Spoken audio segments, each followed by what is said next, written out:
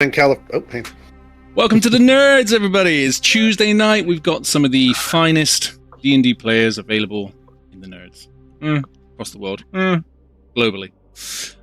We have Mike playing Corvin. We have Ron playing Leoric. We have Jeff playing Cobbler. And we have Bo playing Lorne. Just before we get started, we've got a few announcements. Yesterday we had Tomb of Annihilation, which was DM'd by the lovely Kyle. So go back and check that out on YouTube and Twitch. And this Thursday, we've got Everlorn this Thursday. Are we making a return? Everlorn will be back. There's been a whole lot of hectic craziness going on over here. But yes, we should be back on schedule with Everlorn this week and moving forward. So fantastic. I'm excited. I need it. Everybody needs it. It'll be good. One thing real quick about the Tomb of Annihilation is that they are shorter streamed game sessions, so they're a little more digestible for the quick fix if you need it. Oh, yeah. They're pretty good like that. Yeah. Yeah, so if you have to do a bite-sized D&D, they're really good. Really good for that. If you don't want to slog through watching me and Bo go at it, rolling dice, then that's probably more of your campaign for you. But no, here we are. We're at The Hunger. We're on episode 5. We have just finished chapter 1, and we are taking over on chapter 2. Let me drag up my information. So recap from episode 4. With only 4 days remaining, the party pressed on. Returning to the chapel where Father Gabe had sheltered them, they found him dead, his throat slit, Natanos gone. Saria, tearful and bloodstained, lay over Gabe's body, whispering, "The elf tried to take me!" Father Gabe tried to stop him. Now suspects in the priest's murder, the party hurriedly gathered their things, and the streets were eerily still. As they neared Trelask's edge, Cobbler was cornered by Havard Plinkerton, 2 thugs demanding repayment for his bet lost to Leoric. After a few tense words, the bookie backed down, but promised revenge. Reclaiming their weapons, the group departed Trelask and struck east towards Freefolk. They made camp after a long day, but out of a lack of supplies and skill, they made a sorry shelter. A storm rolled in overnight, drenching the party, and worse, Saria had wandered off. A scream pierced the night. They found her cornered in a tree by a bear. Leoric tried to calm it, but the beast attacked. The party was badly wounded, but in the fight they emerged victorious. The next day, exhausted and soaked, they trudged on. At dusk they reached Freefolk, only to find it ablaze and butchered. Heads of Goran, Maria, and another villager were mounted on spears. Old Mags, the herbalist, lay dying, whispering, "Dreslin's soldiers took the elves." And on the wall beside her, painted in her own blood, wrote the words, "No free elves." Cobbler tried his best, but he could not save them. That night they slept in a sheep byre on the village's edge. The straw was soft, but fate was cruel. A stray ember caught fire to the hay and burned down the byre. With Leoric's magic spent, the group watched helplessly as they spent the rest of the night shivering beneath the stars. With 1 day left, they pushed through the final storm and arrived at Gwendir's hut. Minutes to spare. Gwendir greeted the children warmly. When she embraced them, her voice turned cold. "She will be the Queen of Endings," she whispered. The door slammed shut. The cottage erupted in a sickly green flame, collapsing into ash. The party stood by the brook, stunned. Leoric sifted through the remains and found only a scorched toy. As he lifted it, he heard the faint heartbeat of Saria's giggle. Corvin wept by the water. Lorne, burning with fury, looked at the others and swore to revenge her. The path ahead is lost in shadow. The clock still ticks. 10 days have passed since the fire, since the child, since the cottage burnt to ash, since the Queen of Endings was born. The road behind you is littered with grief and choices. Now before you lie two paths, each pulling you in a different direction. To the north, the mountain tracks twist and disappear into the dragged shadows of the spine of Dreslin. Rumors speak of a raiding party vanishing into those peaks. Orcish war paint, dwarven steel, and human banners.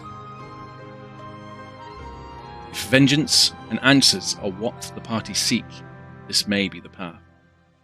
To the east, the road dips toward a low, misted valley, where a crooked sign reads, Balvoral, where the dead rest easy.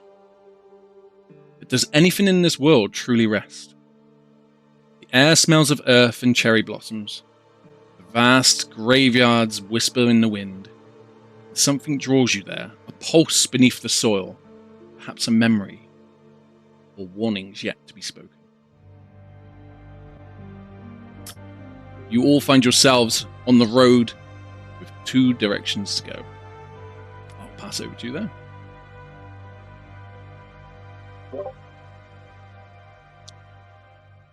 Look to the left, or to the east, to the west.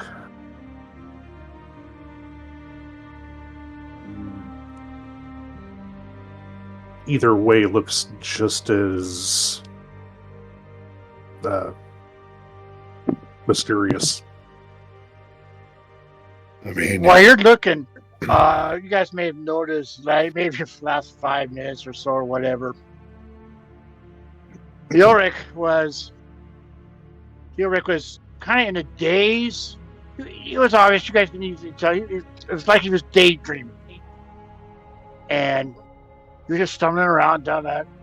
And here all of a sudden, you hear him yell out, like he snaps out of his daydream and he's yelling, "Best friends!" And he's got this, he had this vision, a memory has come back. And he goes, "Animals are my best friends." And he goes over and he tries something and he goes over and does a, kind of gets in a little trance and kind of like trying, like he's focusing, a little bit trance. He kind of mumbles and humbles and says some words that are just non-understandable. And as he's doing this,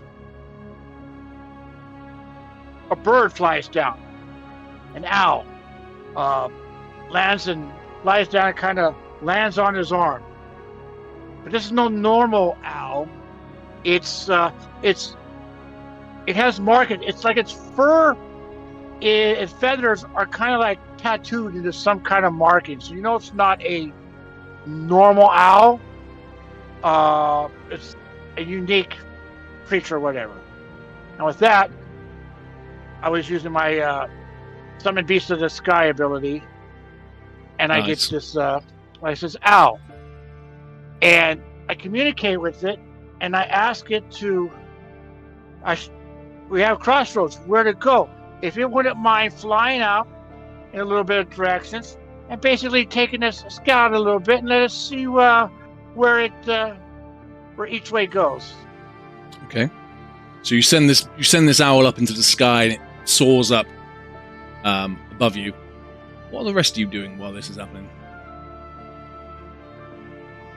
Well, I think, we need to figure out where we can get some information. It's been 10 days, but all of us, agreed that we would hunt this thing down and we would save those kids. And we would make this right. I don't know anything about what she was, how to kill her, how to deal with her. So, in my opinion, if that's the goal, if that's what we're going to do and we're working towards, we need to find a place where we can get that information. Lauren's search, just his cursory observations and looking around, is focused on travel. To the east and to the west. What kind of tracks or travel may have come through here? Carts, horses, footpaths, or footprints, that kind of stuff. with your passive perception, you'll be able to tell that a large party went north into the mountain. And you can see the sort of road bending round towards the town, down in the valley. So, the two ways we can go, once again, what are the directions? North and west. North and east. Sorry. North and west. Me and Mike. North and east. Okay. Right. So to the north, it looks like it's had more travel recently than, say, to the other. Okay. I point that out. I turn, very Native American style, like I'm crouched down a little bit. It's like I turn to the party. And, this is heavily traveled recently, and I point down the other path. That one's less. So that's probably them what raided the town. So if we're looking to even up for them, or go after them that are hunting over elf lovers, then we'd want to head directly on their heels. Realistically, what are the four of us going to do against a force that leveled a city, or a village even?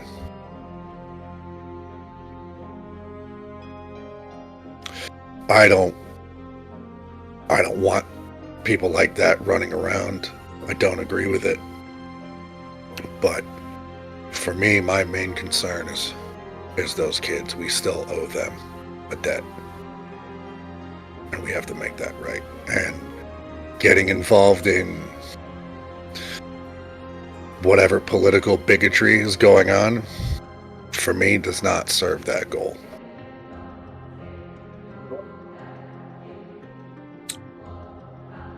Leoric, can you roll me a perception test check for your owl, please?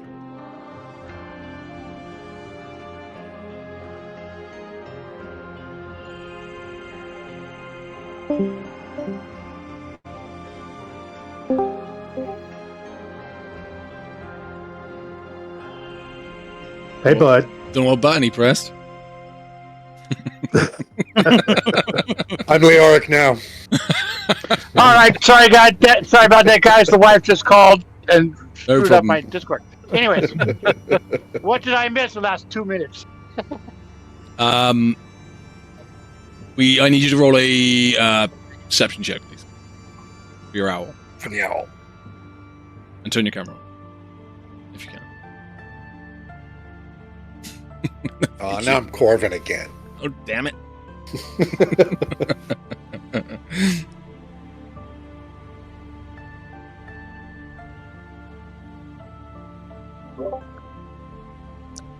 If I lean down low enough, I can cover my mouth with my name in Lauren. With a huge mustache. My name is... With a 7, you see again, the owl can... I presume this is ability that you can see through the owl's vision, is that correct? Or does it come back and communicate with you? It doesn't really say, so it doesn't say I can see through its eyes, but Okay. it doesn't say not either. So it's not like it's like a familiar, but not, isn't it? Okay, Yeah. so the owl sees pretty much what Lorne did, but all it can see as additional is that the peaks are a very hard road ahead of you. You know, it's a mountainous peak. It's a mountainous road.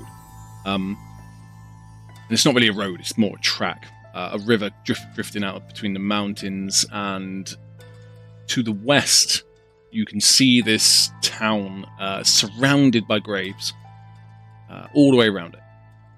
Huge amounts, thousands of graves. The town is probably, I'd say, 30 or 40 houses. There's a large church in the middle, and a cherry blossom tree in full blossom.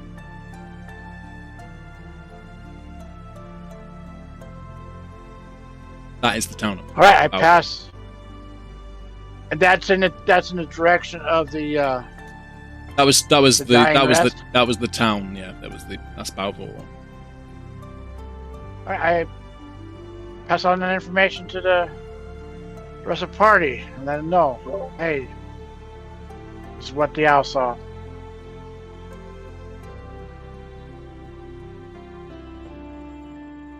I mean, if we're not looking for confrontation with those what did the raiding, then we should probably directly not follow them, because a large party is going to travel slower than we are. We're going to trip over their heels. So, starting here and finding if there might be information. I mean, churches have learned people. They might have some, If I was to push further north, it would be to hit and run that larger party to gather equipment and goods to keep on going on our own and being able to avoid other points of civilization. Damn them. However, and I look to the north, and then I look over the other way, and we have a higher priority. I spit in the ground, and I take my sling off. Kind of give the shoulder and the arm a good twisty bit. I think it's going to work for now. Still tender. Sorry, your arm is in the latter stages of healing now. So yeah, I read about it. Yeah, I'll just go for it. So you no longer get disadvantage on your any arm-based activities, but if you were to take a crit or go down to 0 health points, you will kick off the injury again. You upset it. Right. Like I said, the arm is sore. I'm still on the mend, but I think I have both arms again. Also, thought over it last night. I take 3 of the 5 good quality arrows, and I walk over to the other, to the party, and I just hold them out. I'm assuming Corvin, but I don't know if Leoric or... you guys, Leoric and Cobbler have crossbows, right? No. I have a bow, but you've never seen me use it. Yeah. I've had a bow, but I've never had 2 arms to function, so... all right, so Corvin, you get a couple of those arrows. There's 3 good arrows. I'll take them. Thank you. Yep. I'm keeping 2. I do have a short bow, so I'm going to keep it, or keep 2 of them on my person. One thing we haven't talked about, and given the graffiti we found in the desolation there, I want to make it clear that I don't hold with that. I'd rather just, everybody's a person. I know dwarves that are arseholes. I know people that are arseholes. And I know elves that are definitely arseholes. You see, Corbin's just like, I don't know what you're talking about. But it's not because you're an elf or because they're a dwarf. It's because they're an arsehole. So, that being said, if you want to walk around loud and proud, I'll back you up on that. But if we want to play low and to the lowest common perception of us as we're walking through this world and put on a mummer's show for them, we can do that. But that's a lot to ask for someone in their pride. So I'll say this. Given everything that has happened recently, since I've met all of you, my trust is limited, but it exists. And for the time being, as far as whether or not you support those things, you've been very consistent in your perspective. I still don't have a whole lot of trust, but not none. And like I've said, my priority is those kids. It's making that right. And if that means putting on a show to make that job easier, then I say we put on a show.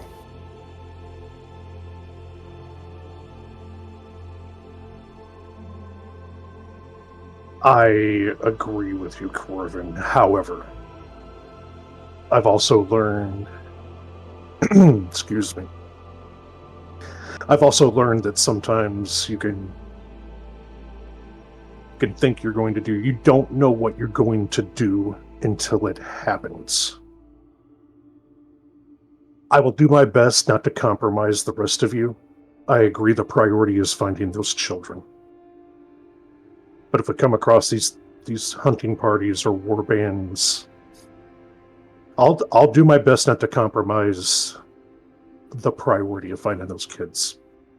If you're at your house, Lorne, and there's a wasp nest by your front door, you'll take it down, right? Even if I have to burn down the house? Even if you have to burn down the house. But do you go out looking for those nests? No. So if we come across one, let's burn their house down.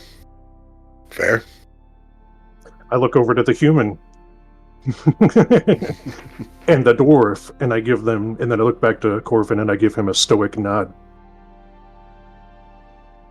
I'm thinking more of like as we're approaching towns or walking through towns, passing through societies, that sort of thing. Yeah, we don't need to play the bit all the time. I trust you enough as it is. If we're on the road, people got to deal with us as we are. And, maybe we'd be smart about, as we're heading into town, we team up and like, Corvin, I'll carry your bow and quiver on my back, but in a way you can get at them in a hurry. Same thing with the Leoric and Lorne, so that you're not armed, but you know exactly the drill. So if we're attacked or we need to start some shit, you know where to grab your stuff from. It's a little cumbersome, but it also just avoids awkwardness. Agreed. No, it's a good plan. That is a good plan. It is. Wise man you are there, Cobbler. Oh, stop it. It's just because I'm older than you are. The time is around midday. You've been traveling since the morning, since you woke from your long rest. Are you going to head towards... So you're choosing Balvoral? I think so, yeah. Okay. Yep. And I'll communicate to the owl to fly over ahead of us, out in front of us a little bit. And let me know if any people or creatures approach us. Just watch out for us. Watch out for danger. And, this question isn't sparked by this interesting and lovely art, but is there any sign of activity like smoke coming from chimneys or like animal noises or anything coming from the town as we're approaching? Very much so. You can see people walking around going about their business. Okay. All I heard was graves, so I was like, I'm going to ask the question. Right. We get within a quarter mile and we just smell dead. Everything's dead. People walking around it's like fine. It just changes our approach, that's all. Agreed. So like a half a mile out, we switch into servile mode. Incognito mode. Yeah. So Balvoral was a somewhat large hamlet nestled in the countryside of Olna. It was a presence far greater than its modest scattering of cottages and a church. Its true vastness lies in the sprawling graveyards that surround it all the way around. Fields of stone and bone stretch into the horizon, encroaching into gardens of locals, threading through nearby forests and spilling over gentle slopes of the landscape. These resting places are so deeply woven into the land that farmers occasionally have to unearth skeletal remains whilst lifting the soil. A river slices through the heart of Balvoral, supplying a modest sustenance for its livelihood of its people. Fishermen leave nets out, hoping to catch some fish, and perhaps sell them at market. And the town's border, where the edge of the forest meets the old sort of slopes of the hills, stands a breathtaking cherry tree that seems to be blossoming even though it's the sort of middle of autumn. As you walk into town, you're getting glances from people, but people are going around their business. There's a lot of funeral parades going on, burials. There's a tree right on the edge of town, and the fishermen casting their lines. No one is giving you more attention than needed. There is no perimeter defense. It is open to the elements. As I said, it's just open graves and houses. Now, DM, with the cherry blossom tree, regarding the cherry blossom tree, would there be any sort of natural or, let's go with natural significance for one blooming in this season? Or significance of having a cherry blossom tree? You might, roll me a history check. And roll me a nature check. History. Roll me a nature. Roll me a nature check. I was gonna leverage for a nature roll. It goes both ways. You go both ways. Sorry, my bad. 23. Hey! A 23. So from your sort of elven heritage, you would know that this is very unusual for a cherry blossom tree to be blooming this time of year. Sure. There's no significance to having one in a graveyard. It seems to be a bit of a random event. Okay. It's just like, I you know how locusts, like every 7 years or whatever, will come through an area. It's like, oh yeah, this is like every 10 years a cherry blossom blooms or something. And okay, we're good.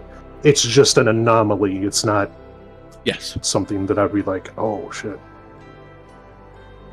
You can see around the bottom of the cherry tree there are gifts and trinkets left. Flowers and runes. Something you'd see sort of witchcrafty around it. Just sort of gifts are left here for a reason. Are there any other elves walking around right now? You can see a few elves. They are... they're going about their business, doing whatever they are meaning to be doing. There's no clear signs of oppression. The fishermen, how close are we going to be walking by them?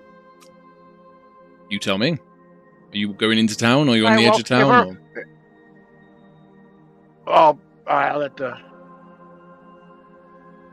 If we're walking by them, I wanted to approach one of them if we're nearby. I mean, we've got to go in at some point. We've got to get information. So, do any of those elves that I saw look armed? One's chopping some meat with a small knife, which looks like maybe is a makeshift sort of butcher's market stall. It's not very prolific stall, but it is a sort of rundown sort of town. So she's chopping some sort of animal up. None of them are carrying spears, swords, bows, anything along those lines. Right. Nobody looks ready for combat. No. Okay. I'm going to pass my bow and quiver to Cobbler. And yeah, I think we were already set up to do that, weren't we? Yeah, I said about like half mile out. Oh, okay. We would set up for that just to make sure, so we don't obtrusively right. And since we're draw that attention. Since we're in deceptive incognito mode, I would assume that Cobbler and Leoric would be, if we're going 2 by 2, it would be Cobbler and Leoric, and then I would be behind Leoric and Corvin would be behind Cobbler, respectively, because that's where their weapons are stowed on the other person. Sound good? Yeah. Good? Yeah. Let's go in. Okay. Any particular place you're heading? You want to Do you speak to anyone? Or are you Yeah, just walking through town? yeah, I'll set off this trap. I'll walk up to one of the closest fishermen. Okay. As you walk up to this I'll gentleman, walk him. yeah, you walk up to this gentleman. He's casting his net in. He's just sat on the side of the bank, smoking a pipe. He's a youngish gentleman, probably in his 20s, and yeah, he's just sat there enjoying his job. Well, he's older than me. It's like, oh, hey, good sir. How you doing? How's a lovely day today? How's the fishing going? How you doing? He turns around, looks you, sort of, not in disgust, but just sort of eyes you up and down, sort of tries to figure out what's going on. He's sort of taken back by your cheerfulness. Oh yeah, I'm just doing the fishing. You know, my daily job. You here for a burial?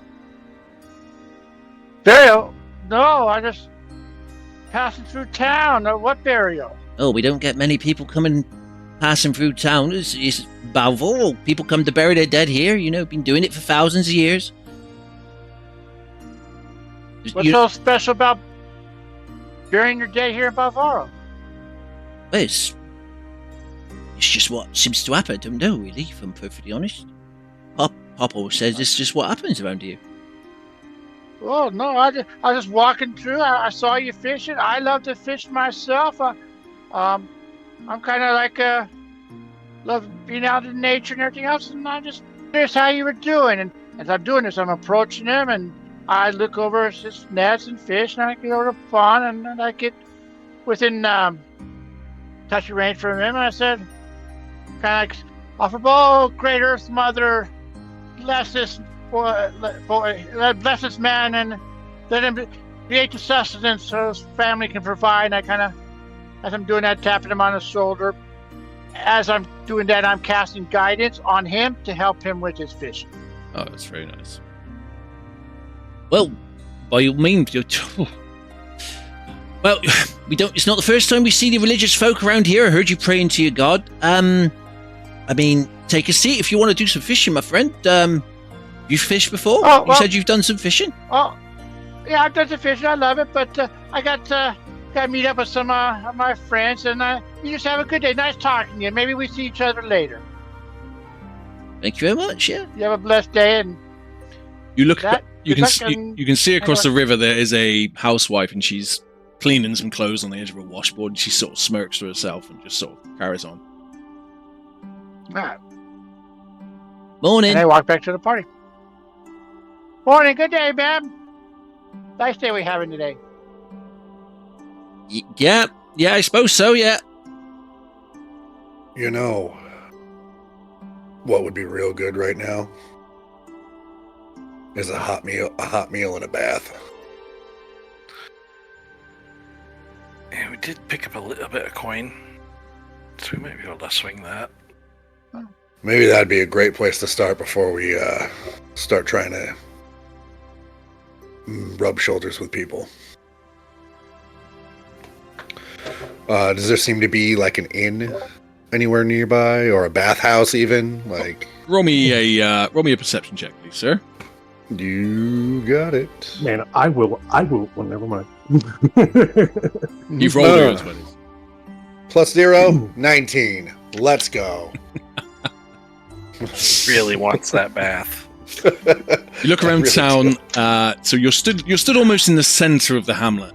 You can see the stone-built church in front of you. You have a couple of cottages to your left, tree in the distance to the right, and just at the corner of your eye, sort of as you came in, behind you is you can see a tavern. It's very worn, very run down, not very big, but it's got a couple of headstones outside it. You can see a sign on the front. It says the Withered Finger. Well, I believe that's our kind of place. Is that a good thing? Do y'all want to find out? I mean, it's a thing, so. That's the thing. I'm just gonna start walking in that direction. Okay. Well, actually, I'm not gonna do that. I have to keep up appearances. I'm going to suggest to my my keeper,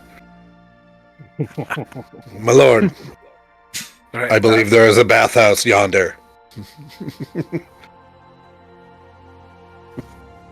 I believe you're right. Let's check it out. I'll give it like a jaunty little kick step and then fall in behind you. As you head towards the withered finger, you can see that there is an old man on the porch just chiseling. You can see he's doing intricate carving and chiseling on these headstones right underneath the porch. You can see where there's old disused tables that were probably once for sitting on and people having drinks and enjoying merriment, but now they're being utilized as a carving station or a sort of headstone carver. The doors are in front of you, and you can see there's a few bit of light inside. Do you want to go in? Oh, yeah.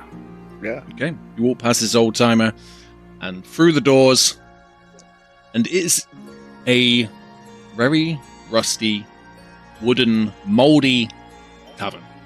It's a small fire going in the corner, but it's got, despite its appearances, it's got that homey feeling, that sort of, you could rest here if you wanted to.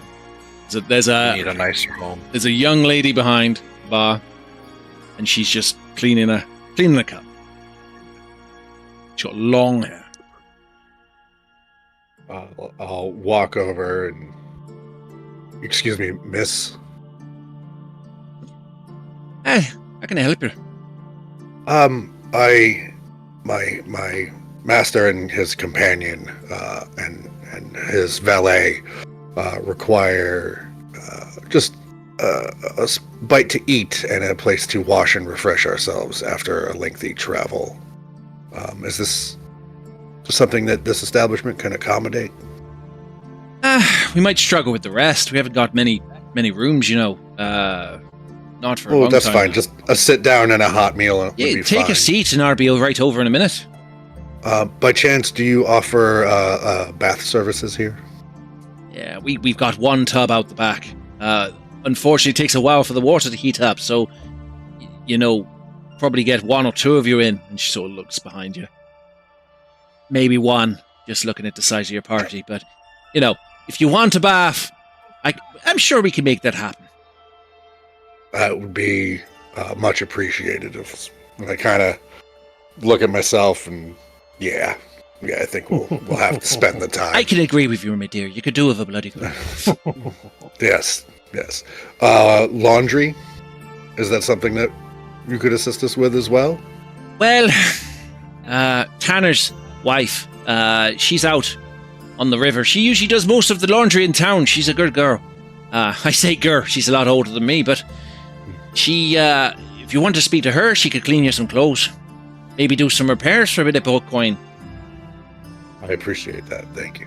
If you take a seat, my darling, I'll be right over in a minute. And I'll go over and I'll pull out a chair for Cobbler and I'll pull out a chair for Leoric and then I'll move to one of the other chairs that like Lauren and I will sit in and I'll just kind of stand behind it almost at attention. You can see that she sort of smirks as you do it. And as she turns away, you see a flicker of a pointy ear just through her hair.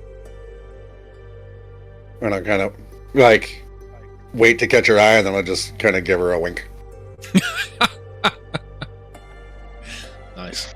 She disappears through some small curtains behind the back, and you can hear the sound of running water and boiling water on a stove. Fire. Staying with Corvin, Sorry, go on. are there several patrons here right now? There's no one else in there at the moment. Fantastic. No one else? All right, I'm just gonna sit down now. Fuck it. Yeah. Same. Yeah, You can hear the guy Don't chinking oversell outside it. on the headstones outside. That's the only person you can. I'm gonna play the part I've played for years until I don't have to anymore. No, I get it, but you know.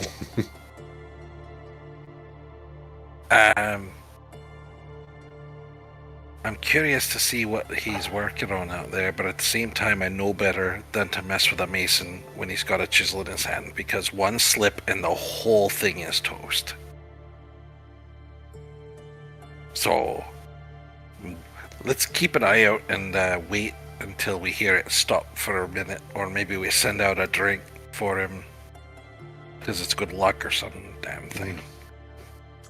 Leoric, what are you doing at this point? Where is your owl? I'm communicating to him that whether there's a tree outside or just to perch himself and take a rest and watch out to stay outside, either on a nearby tree branch or up on the roof, just of the establishment. You can see the owl swooping around the outside, and it sort of goes to go towards the blossom tree and then just turns away and rests on a top of a roof. Okay. And I let him know that warn me if it looks like trouble's heading this way. Okay. With that, the young barmaid comes out from behind. So I just put your bath on. I'm just running some water out the back. It's not the cleanest water, I've got to admit to you, but it's river water, my darling. You know, we don't have any of the posh stuff around here, you know. But I'm boiling a pot for you. I'll probably get it up above tepid to lukewarm. But, you know, it'll do the job. I got some soaps out there as well, but it's going to cost you 50 silver. I will slide over 1 gold coin. Oh, that's much appreciated. And would this cover our bath and at least a portion of our meal? She picks it up and bites it. I tell you what, I'll get you some bread and some water. She disappears back around the bar. She comes back with a tray of sort of small wooden cups and a sort of stale loaf of bread that's on the table. I'll give you a call when your bath's ready. Is there anything else I can get you? And what else is available? Chef's not in at the moment. He's outside carving some headstones. But, headstones? We sell headstones. You here for a burial? We aren't currently, and we're hoping not to be before we leave. Never heard of a tavern that sold headstones. That's...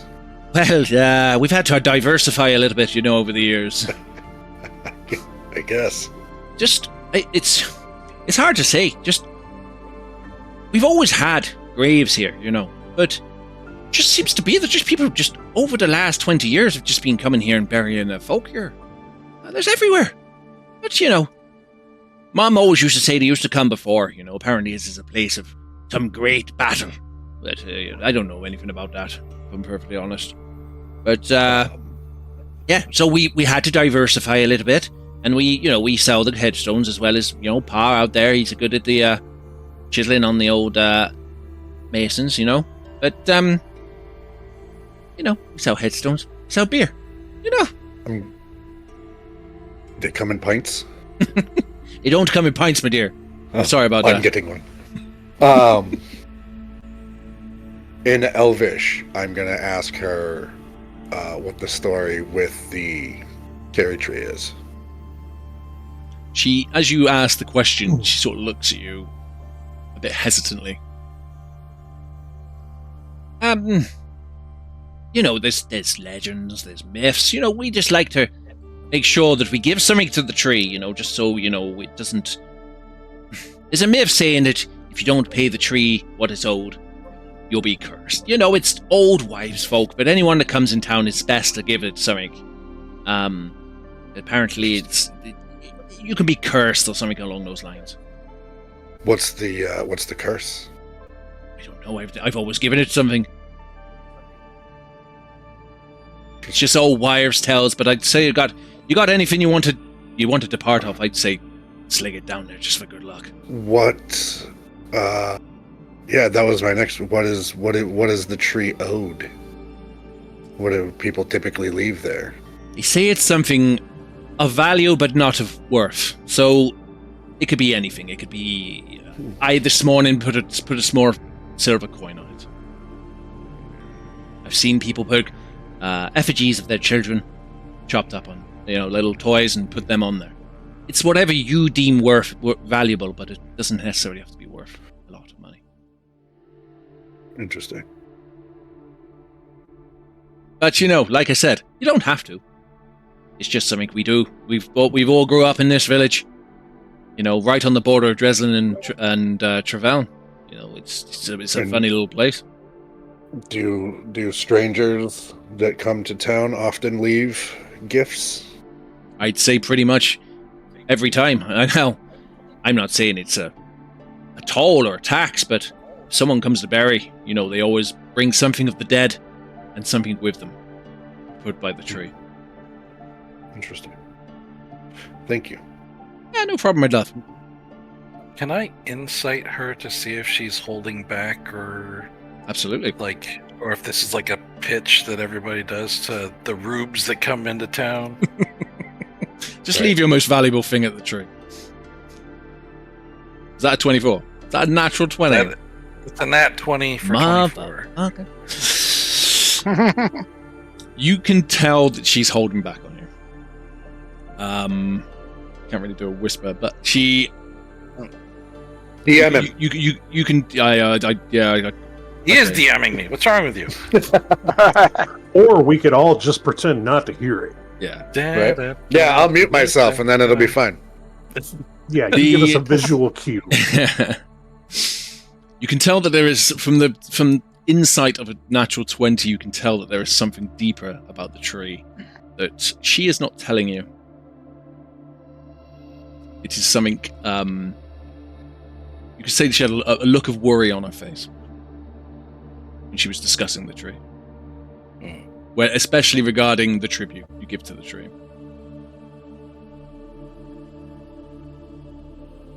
I will lean across a little bit towards her, like in a mildly conspiratorial kind of a mean, to just be like, hey.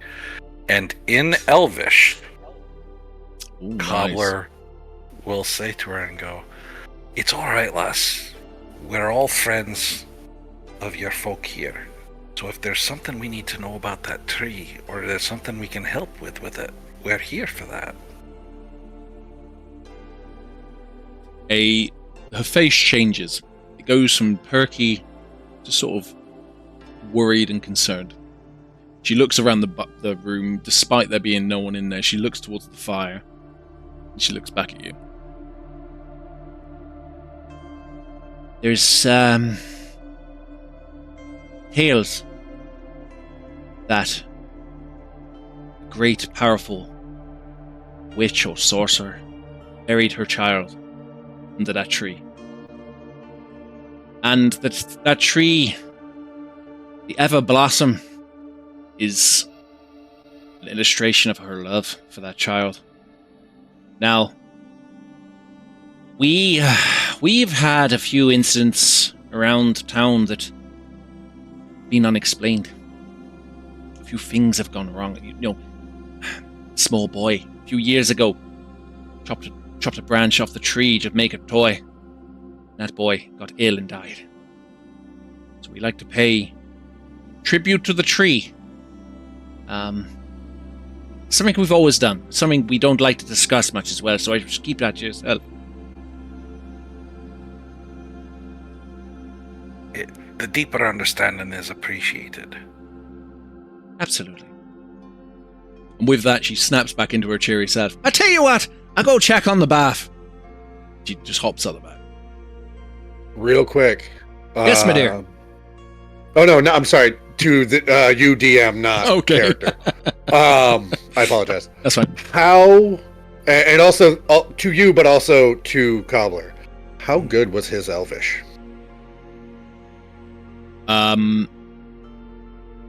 Or Cobbler, how good was your Elvish? Yeah. I'd say that's more of a Cobbler question, if I'm honest. How good is your Elvish, Cobbler? His Elvish is obviously strangely accented. And it's conversational at best. It's like the kind of thing when if you work alongside someone who speaks like when I was in the service, that I served with a lot of Hispanics, and so I picked up a whole bunch of like common phrases and things like that, just because being inundated with it. So some of the mercenary companies that he served with, there were pockets of elves that he was treating, and in order to be able to ask questions about injuries or ailments or things like that, conversational level of Elvish was picked up. Like how I'm only fluent in Spanish if I'm in a kitchen, because I work in restaurants. Right. From her Context is key. Yes. From her point of view, kitchen Spanglish. From the barmaid's point of view, it was good enough to understand. I figured the shock value of the dwarf actually speaking. I'm sitting there just like in there. In Elvish, I just go, "Fuck me." You've been holding out on me. Lorne is amused. I just giggle and laugh. Honestly, I wasn't sure how you'd feel about it, because I was afraid earlier on you'd be like, "Oh, so you learned how to speak English so you could order your servants around or something, right?" So, Well, you did, right, Cobbler? I mean, I'm honestly impressed. That was pretty good. We'll have to work on your dialogue a little bit, but pretty good. And I'll like pick out one word and just like kind of like, you have to say it like this, because that's more formal thing. oh, absolutely not then. Cerveza. Por favor. Por favor. I'm gonna pull out the journal and study it a little bit more. Okay. And see if there's any additional information I might be able to glean from it, and like kind of lazily eat a piece of this stale bread. I'll bang it on the table, make sure there's no weevils in it or anything. And Okay. Bread appears to be pretty good, but it is, it's on the edge. This is old bread. crusty. If you get in the middle, got a good tooth to it though. The heart of it is still reasonably soft, but the outside is cool. Yeah, teeth break. One war and everybody wants to try and make sourdough. It's crazy. Can you roll me an investigation check, please? I absolutely can. 18. 18. Throwing rocks tonight. We're gonna fight something later and just suck. Yeah, You just get out of the way every time. You can get him out of the way with this RP stuff. That's fine, baby. I get to get story out. It's par for the course with like the dirty 7, right? I mean, Yeah. isn't that how we roll? I healed for Is 0. that the name of our group? The dirty 7. I've been thinking I think that D&D Nerdz should have Nerdz D&D should have a shirt that just says dirty 7 on it. That's what I think. I healed for 0. Mhm. Cure wounds for 0 it needs. Yes. With an 18, Attacked. you discover that with the pages that remain of this journal, it belonged to old Mags, the herbalist. You as you go through it, it's scrawlings and drawings and old recipes, but they've been burned. You can see that she started to write them; they've been burned off. You can see a small description to a supplier that she used to have, that lived in the woods south of Balvoral. And it has an emblem next to it, which is a tree with a cross for it. Is there any like is there a name Doesn't have a name.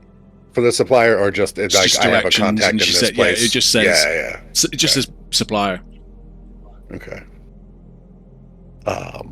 I'm gonna turn and show that to the group, and basically be like, I don't want to take us off of our path, but we are here.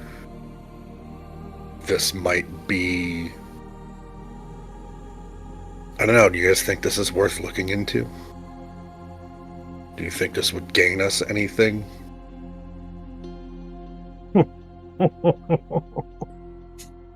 Oh man, that was an out of game. Oh man, Oh, sorry.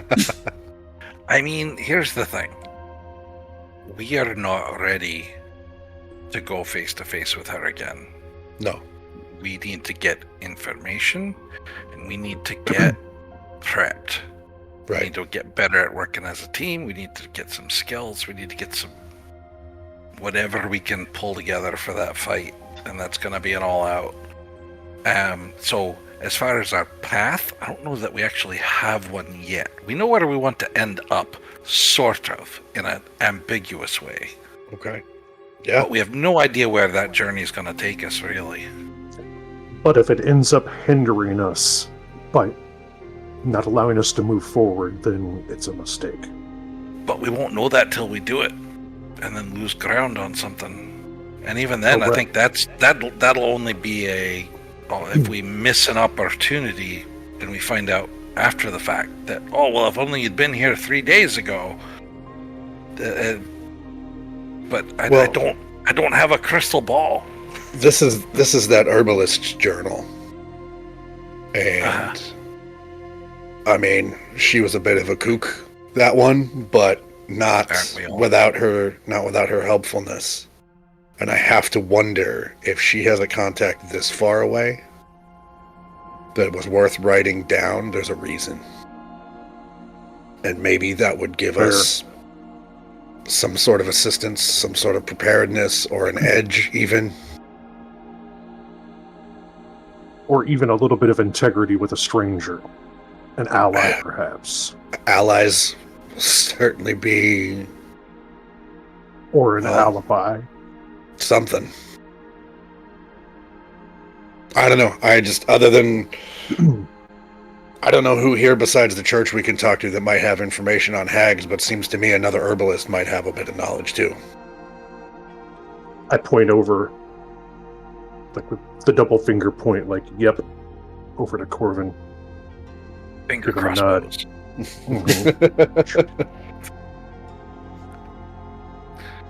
No, and even if the church doesn't, whoever's running the church doesn't know anything directly, they'll know everybody in town, so they'll know if there's anyone else who maybe is a little kooky and studies those kind of things or something.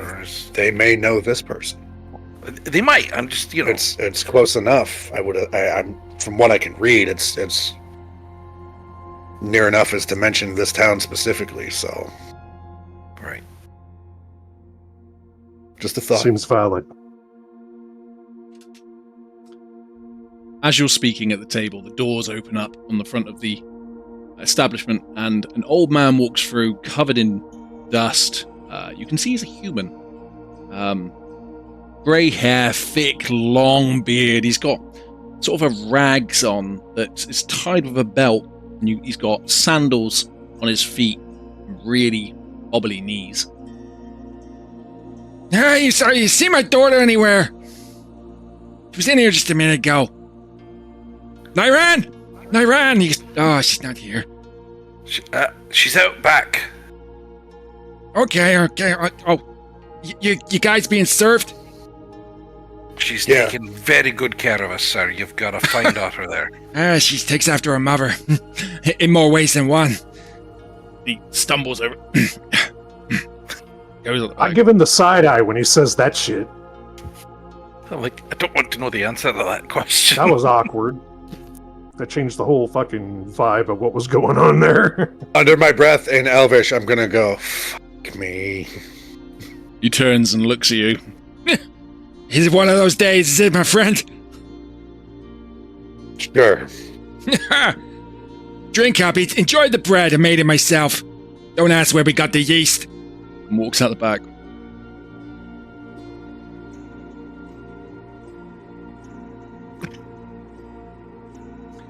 With that, Nyran, the barmaid, comes back through.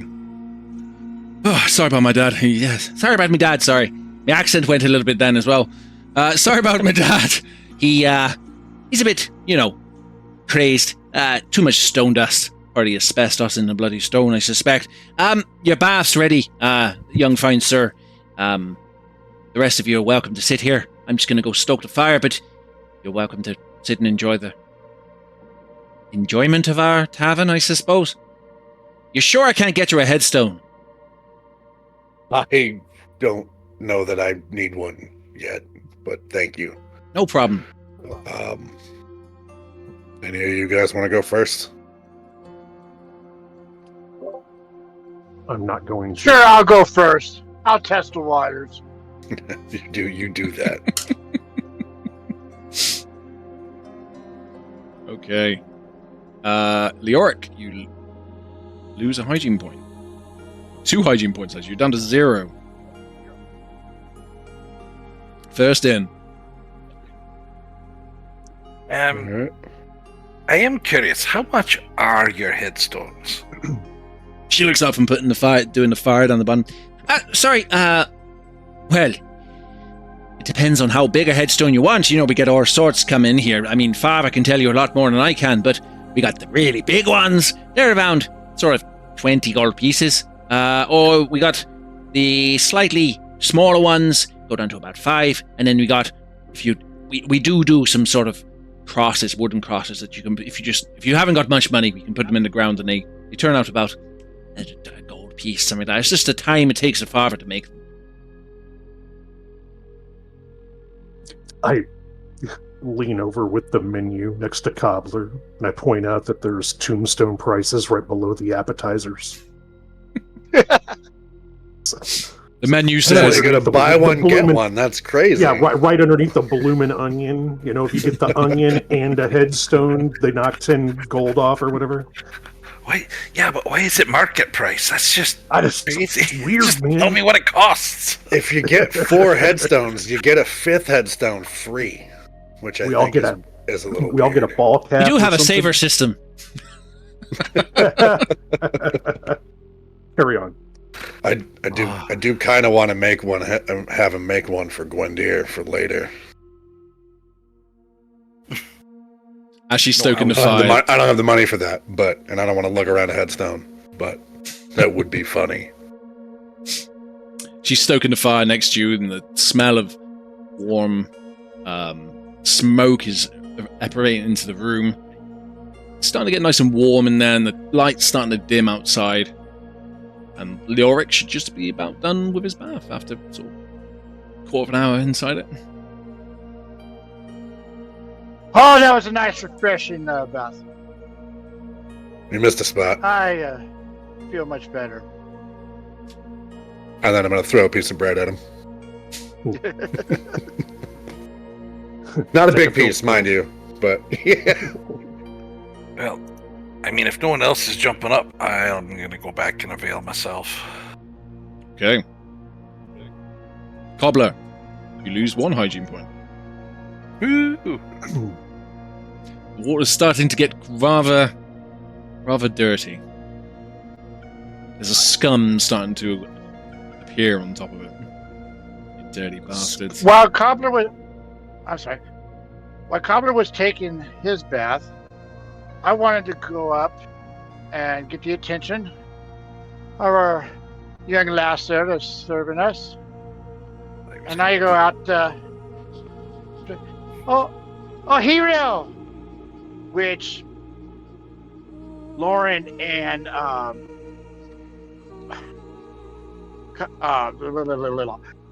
the elves would recognize that Corvan, that's what's right.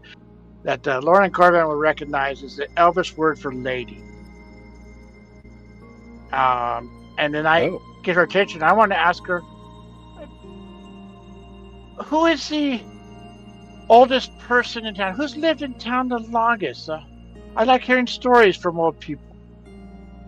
I mean, Pa's pretty old, but he's not that, he's got to be in his 60s. But the Priest of Bones has been around a long time. He's a bold fella.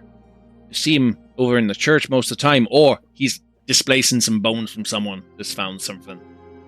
Everyone rests easy in town. But sometimes, you want to dig a well, you want to put some crops down, and you find some bones, you get the Priest of Bones to come over and do it. Excuse me, what was his name again? I missed that. We just call him the Priest of Bones. I don't know Is his the name boss if I'm okay? person. It's all I've ever known him as. A creepy little fella. You know, comes with the job though, kind of. It's like an undertaker and a priest. And then I say thank you again. No In problem Elvish. at all. She's just hanging out there in the bar. And I'll go eat I'm gonna some rotten bread.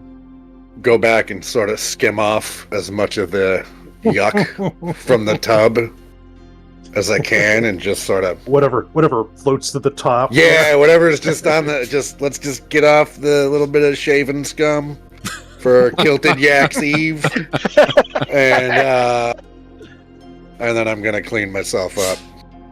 As you jump into the tub, you notice that the water is very cold. You do lose a hygiene point, but roll me a Constitution save, please. Ah, for fuck's sake! Saving throw, you say? Yes, please. All right, I got a -2 to that, so that'll be a natural motherfucking 20. Boom. You enjoy that bath in the best. You've suffered a hardship of your entire life. This is a luxury to you. And as you're scooping the scum from the top of this bath, it just reminds you of your servant days, and you're like, because you used to share the bath of everybody after you. So this is what you're used to, and you sort of put your feet up on the edge of the tub, and you're just sat there looking around. I'm like writing on the side of the basin in the grime, just like drawing little pictures and shit of like a dead hag.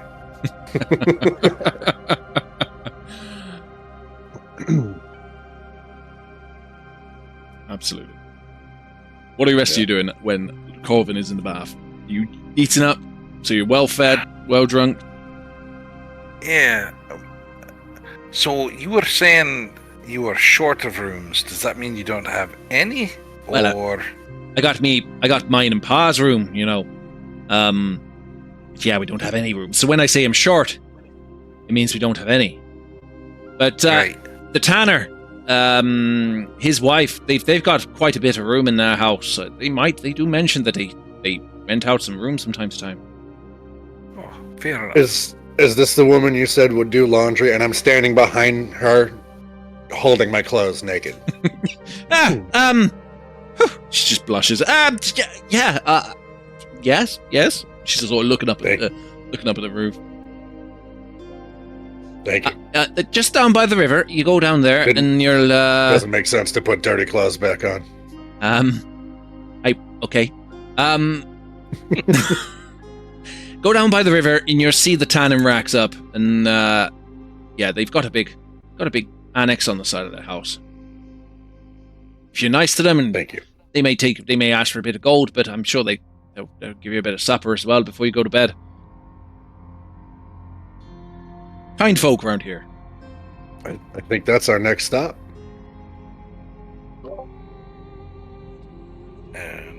And once we get out of the tavern, just kind of in low conversational tones, I'd be like, so where are we at with fundage for this group anyway? Because I don't have any coins in my pockets. Nope. I know we picked up a few while we were rummaging, but I didn't know where we were at. Well, after the Or did not know run off with it all. stale water and staler bread, I have about 4 gold left. Okay. I don't know I have a about anybody few. else. I have a few from the bet we won. Right. Okay. I'm making sure we've actually got anything to spend for said room before we actually go ask. Yeah. I don't have any coin, but I do have this wolf pelt that was from Freeburg, Mm-hmm. the town. Freefolk. Yep. One you cut in half and then had to stitch back together with mending and then cut a hole in. I mean, you know, got a Oh big yeah, wolf poncho. Yeah, wolf poncho. But a pelt is a pelt. We have a bear true. pelt, I thought, or something like that also that's been cut up a little bit. But yeah, I mean, maybe it's with a trade, but I have 0 coin on me. No, absolutely. I'll Just be- I'll be checking. right I was back. just checking that was the one you were referring to. Mhm. So as you head out the doors of the Withered Finger, the sun is starting to set. Actually, the town is actually more picturesque than you would imagine for a town which has got graves all around it.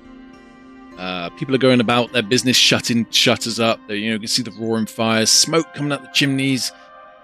And as you walk down to the river, you walk past the tree and go to Tanner's. As we're walking past the tree, I'm still naked, by the way. Yep, I've been carrying my clothes this whole time. I'm going to stop and kneel down and pull out one of the 4 remaining portions of bear meat that I have, and place it at the base of the tree as and kind of whisper some bullshit in Elven of this is symbolizing sustenance and life and all that kind of stuff. And after 10 days, it is of value, but it has no worth. After 10 days, that would have started to go a bit manky, but that's fine. You can put it down. It's no problem. I'm going to leave all 4 pieces of that bear meat. One for each of us. It is a symbol of. Okay. And then I'm going to pick up my clothes and I'm going to in my pack and I'm going to keep walking. As you walk up to the Tanner's house, it's a very quaint little cottage on the edge of town. You see a stout, sort of broad-shouldered woman just brushing clothes off in the water. She's got her back turned to you.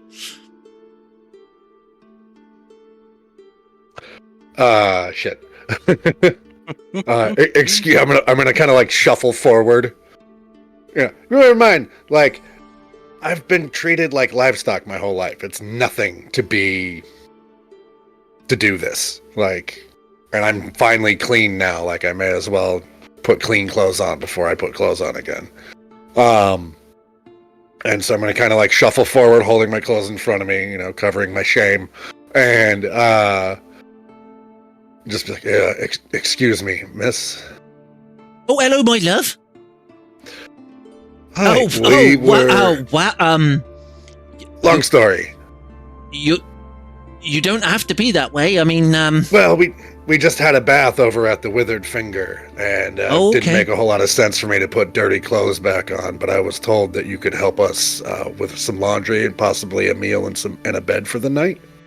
Oh, well, Taran, he's a good guy, old Taran. He sent you my way. Oh, that's good. He did, yes.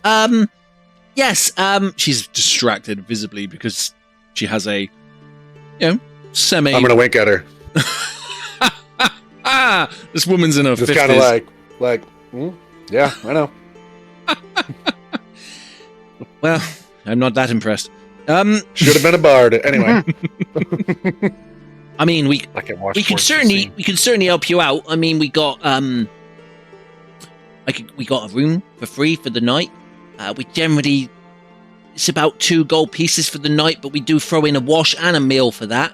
It should accommodate. Is that 4 of you we got there? It is, yes. Should be able to accommodate the 4 of you. Yes, it'd be 2 gold pieces. And I'm holding my clothes. I'm well, and I'll turn and look at Leoric. You want to help out with this? Okay. And I reach my pocket. I pull out the 2 coin pieces and put it in her hand. Get out. Oh, thank you so much. My name's Mildred. My husband is Tony, the tanner, and if you want to step inside, we got a stew on the pot. There's some soup bowls inside. You help yourselves, and I'll put your bed together. And you're welcome to stay the night. And I'll tell you what, we'll come and sit with you after I sorted the beds out.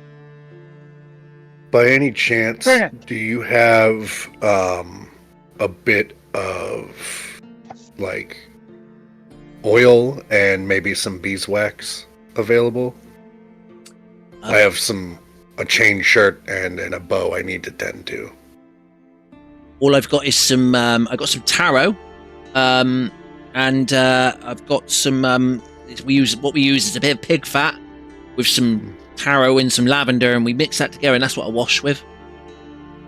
I mean for treating the metal and for waxing my bowstring. Oh, sorry, my dear. I don't have much in the way of sort of maintenance goods. That's all right. I just figured I'd ask.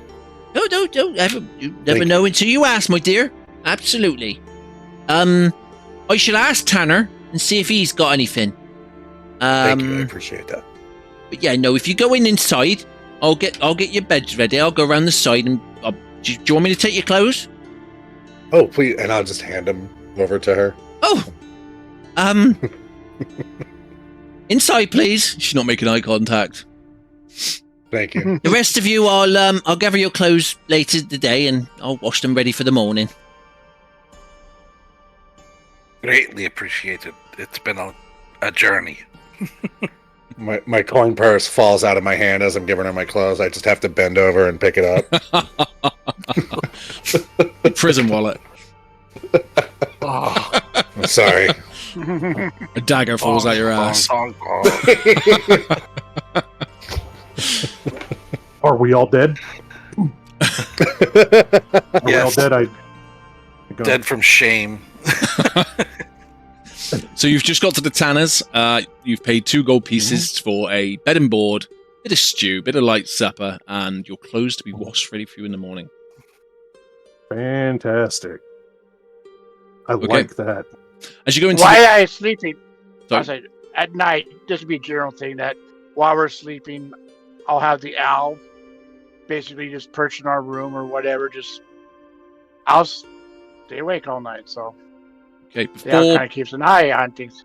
before you go to bed, is there anything else you want to do before you take a rest? I would like to, as I'm getting ready for rest, I want to spend some time and I want to focus on that, thinking about that one fight that we had where Nathanos was still in the party, and the spell he used to move quickly the way he did, and see how well I can remember that, like, what he did to use that spell. Okay. And see if I could recreate it later. So over I don't know supper, if you want me to roll like a history or something. roll a roll a history. Roll a history because it would have been in the past. Yes, And then I've got a request here too. That's an 8. You remember him seeing him throw some leaves in the air and sort of disappearing and reappearing. Right. And, you were impressed by the move, but also curious and also weary that this had happened. All right. So Lauren would be all about the rest aspect of a short or a long rest. In the Tanner's accommodations. However, the way it plays out with the elf is they meditate for 4 hours. Yep. That's their thing. I would like to actually do that meditation process underneath the cherry blossom tree. Okay. And then after I get my 4 hours of meditation, and then I'll come back and do what I do, like just resting and all that stuff back at the room. Okay. Mildred. Oh, yes, my dear. Oh, Yeah. Mildred. I was wondering in town. Is there anybody in town that you know of that say is a wood carver? A wood carver, somebody that good with woodworking. So maybe he's carve some knickknacks and trinkets or whatever. The only person I can think of would be old Taran. He does the stones. Now, does he do wood? I've seen him make some crosses before. He might. Is it? I mean, that's the only thing you can do is go and ask old Taran, see if he can do it. All right, thank you very much. What about? Is there any seamstress or tailors in town? We haven't got any tailors around here, my darling. We all make our own clothes. Tanner, my husband Tony, he'll supply you with some pelts if you want some pelts, maybe some tanned leather. But, that's his trade. We do good prices as well. You see this sort of chubby guy sat in the corner, just sort of fast asleep on his chair. I wake him up in the morning, he works really hard, bless him.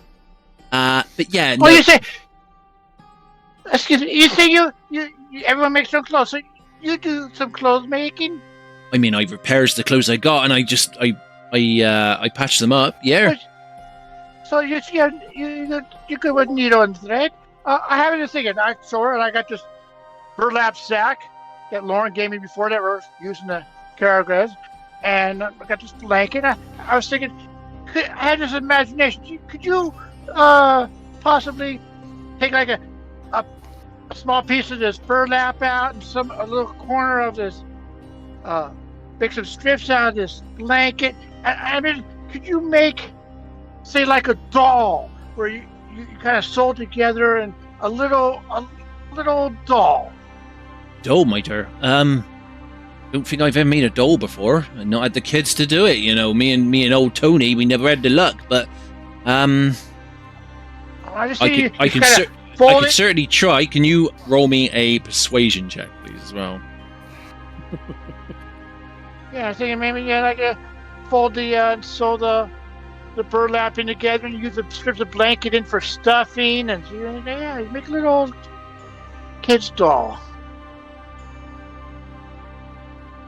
Are you having this conversation in the common room? I imagine this to be in the kitchen. Yeah. Okay. I'd like to retcon that this is happening before I go to bed. Only so that I can walk through that area still completely naked because my clothes are drying and be like, that's weird, and then just keep walking. With an 11, she hesitantly takes the burlap from you, and I tell you what, I'll see what I can do. But I'll let you see what I got in the morning. I can't sleep so well, so it might take me mind off it, and I'll see what I can produce. Oh, thank you very much, ma'am. I would appreciate it. Have you got a daughter? You're a bit young for a daughter, aren't you? Or a kid? Oh no, I'm kind of young myself. Just I don't know, just a crazy thought that just popped in my head. Oh, you look a bit old for playing with dolls, but okay, I'll see what I can. I'll see what I can do overnight. Okay, thank you. Yeah. She looks a bit nervous. He looks at this thing. She starts to sort of dish out the supper, and she sort of mentions to you guys, you seem like good folk, Are you here for a burial? You didn't mention that. Are you here for a funeral? No. Maybe by the end of the week. Just passing through. Just passing. We don't get many people coming through, but we do get a lot of people coming. They always come, go, turn around, go back the way they came from. You know what I'm saying? But we just Did you gift the tree? Did you give the tree some tribute? I did on behalf of all of us. I did, yes. Okay. All right. It's long said that tree was cursed. Says that says that sometimes a little girl got buried under that tree, and that tree grew up, and some sort of magic made it special, and if we don't give no tribute, it causes problems.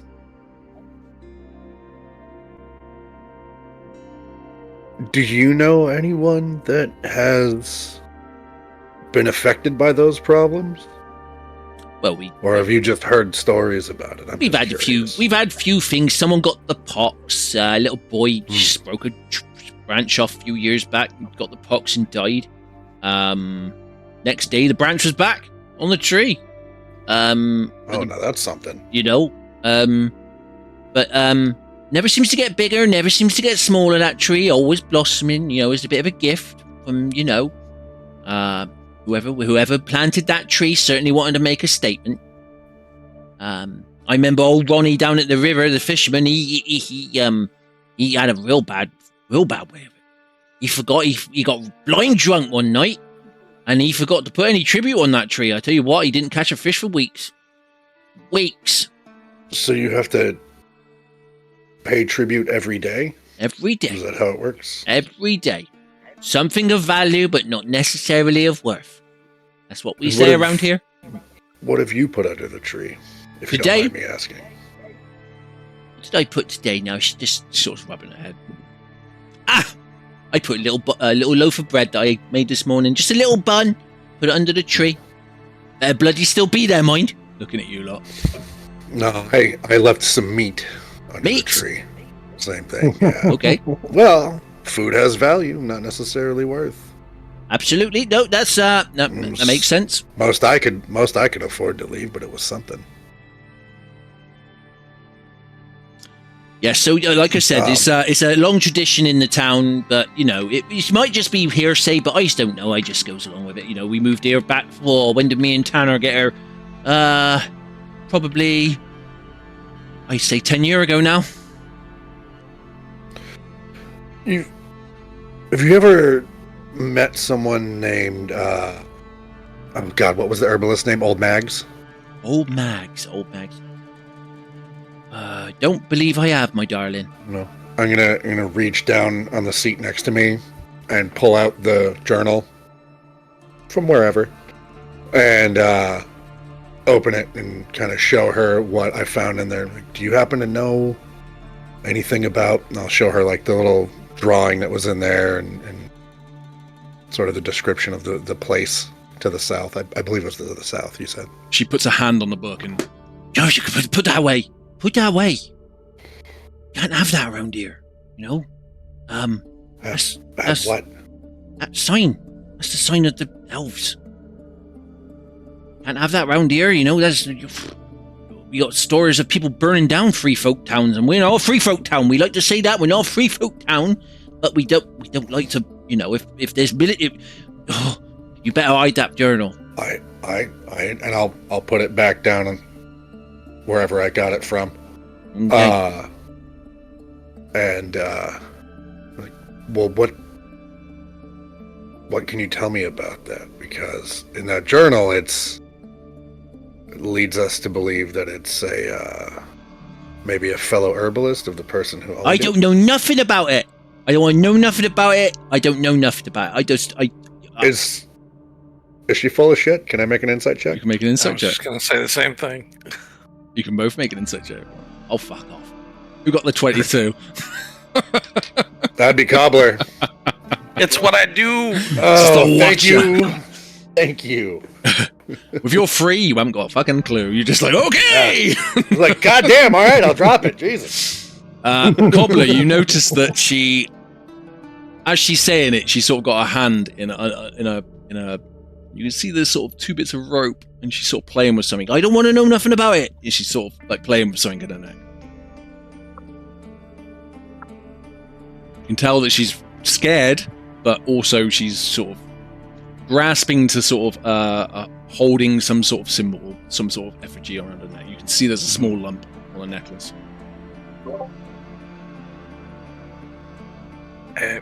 Certainly, we don't mean to upset you. You're our host, and there's things you don't do when you're a guest at someone's home and everything. But at the same time, if we are traveling into danger unknowingly, we don't want to cause you trouble. But at the same time, if there's something, whether maybe it's something you could write down and we'll take it with us and you don't speak it out loud so no one hears it or something like that. Roll me a persuasion check, please, sir. Blink twice. I'm under the. Jesus. Hacker. She looks over to Tanner, who is just full. He's catching flies over in the corner. He's gone, and she pulls out this necklace. and it's the symbol. Look, I don't want no trouble. I don't want this to come back to me. But this is. Take this. She snaps it off. If you're heading that way, show this as you enter. You'll go into the trees south of here, approximately 10 kilometers. You will find a village of elves in the woods. Show them this symbol, and they certainly won't kill you on sight. She hands over this symbol, this necklace. Now, I don't want to talk anything else of it.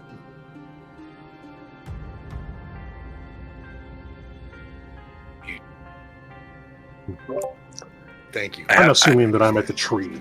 You're at the tree at Yes. this point. This is the beginning of the evening. It's gone night outside, and supper's being Cool. had, and sort of chalking around. Good deal. Corvin's just stood there, bollock naked, just holding his pride. Mm. Lorvin's sat at a table on a stool with Cobbler, enjoying some stew. Lady, I've no words for my gratitude for that. Is there anything that we can do for your home or for yourselves, just in thanks? We've got good hard labor. I've also, if anyone here is ill or injured, I can attempt to try to help that. Unless you can cure snoring, my dear, then Points over at him. I got no. mean, a tourniquet stops the snoring, but it's kind of drastic. There's side effects. She chuckles away to herself. She sort of tries to make light of the sort of situation and the moment. When you say hard labor, I'm just leaning back in my chair, sort of stretching. Ah, Do you need a spare washboard? We've got. Well, if that's anything to go by, I don't want your labor because that's soft as shit. It's been a long day. Cold in here. So, He hasn't been well fed for a while. so she Dehydrated, don't makes judge. light of it. She sort of goes back. You know what? You're absolutely welcome. But all I would say is it's a long, hard journey. If anything comes back, I know nothing of it. If people come here asking about you, I'm not going to say I know you.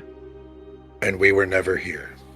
Absolutely, my dear. Absolutely. Right, I'm going to get my head down. I'm going to drag this old bastard to bed. See if he got any life left in him, or I shall see you guys in the morning. Oiks up old Tanner. And he goes into a bedroom. You guys I'm gonna go up to my room. I'm assuming we single each have story. a room? It's single story, one room on. There's Oh, like an okay. annex on Yeah. the side. It's got 4 beds in it. There's 5 Oh, beds okay. in fact, but you're going to utilize them for. Yeah, I'm just gonna go climb into a bed. I'm not sleeping, but I'm gonna climb into bed and just get comfortable and stay warm and meditate. Okay. Think about that spell. What's the rest of you doing? I'll be right back. I gotta. well, I'm going to sleep. The owl's on the windshield or the headboard or whatever. I'll go to sleep. Oh, sorry. Lawn is by the tree. mhm. Cobbler. yeah. We'll do mine after. Yeah. Sure. My only question was: is this just an open room, like at the end of the home, or does it have a door? So it's a long rectangular building, and it's sort of as you walked into the kitchen, which is very much the mess area. You could see there was a table and a stove and a sort of metal stove in the corner with a fire, and then there was 2 doors at the end. Left hand is yours, right hand was theirs. Got it. Okay. I was just going to take the bed that's closest to the door after the door is closed, assuming it swings into the room, and kind of pull the end of the bed over so it's just barely in front of the door to kind of half block it. Just kind of getting that one leg in the way, so it just caught. If somebody determined could totally shoulder it or something, but it would make it so you'd have to. Okay, so you block the door. Absolutely fine. Could you roll me a dexterity check, please? A sleight hand, actually. Sleight hand, just to let me know how you did it. If it was any good or not. Moderate 13. Absolutely fine. You jam this door and this chair under the door handle, and the door is seemingly wedged. And then I go to sleep. Okay. In the middle of the night, All right. Oh, Lorne returns. Lorne, what are you doing? Are you returning back? So I was Yeah. just about to narrate your bet. I know you were. I was like, oh shit. Lorne is, his offering to the tree. He goes there and sits cross-legged at the base of the tree, like amongst the roots. Puts his hands on some of the roots. Probably takes his shirt off or whatever, the poncho, and he rubs the branding on his chest and shares the first of 4 oral sagas that all of the wild elves learned about the Four Hills. So I share my memory of learning as a child the Hill of the Spring, which is also the first, culturally for elves, it's the first chapter of the elves' life, the first stage of the elves' life before young adult or before adulthood. So the Spring Hill, or 4 hills, 4 sagas.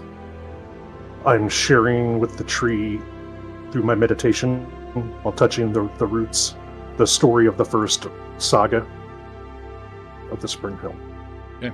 After I do that, I return back and I'll let you take over from there. As you touch, sorry, I go back. As you touch the tree, you feel a warm, bright light, sort of inside your mind. And this is a searching light. It's looking for something, and it's almost as if an eye is looking around inside your head. And that eye turns green and stares at you. And all you hear is the laugh of Gwendir. You fall off the tree and you take 1d6 damage of necrotic energy. Okay. Am I rolling my own fate? Yep. You know why he's doing this, gang? It's because we were rolling hot. Boom! I'll take 1 point. You take 1 point of necrotic damage. You look at your hands and they're sort of sizzling. The image is gone. The laughing is finished as you let go of the tree. And you've got burns on your fingertips. That happens. I stand up like I probably reel back. You know what I mean? Grab my wolf poncho, and I make my way back to the group. I immediately... Sorry. Cobblick. Do you want to... how are you getting through the door? I realized afterward, I was like, oh, hell, this is gonna suck. I'll just knock on it, man. Okay. That's fine. So you knock on the door, door's unblocked, and you go inside. Okay. And it was Cobbler that's awake? No, there was somebody awake, right? No one was awake. No one was awake. Yeah, the Okay. owl was awake. Okay. I sit there in the room and rest and relax, because that's not the same as the meditative state. And I'll wait for them to stir. I'm not going to interrupt them. Okay. As the night goes on, it gets to around 4 a.m. Still night, but the sun is lifting over the hills. And you hear the banging of a bell. Ding, ding, ding, ding, ding, ding. You can hear the shouting outside. Voices of rush, voices are panicking. And you hear Mildred run out and say, "What's going on? What's going on?" She's in the common room. She's outside the house now.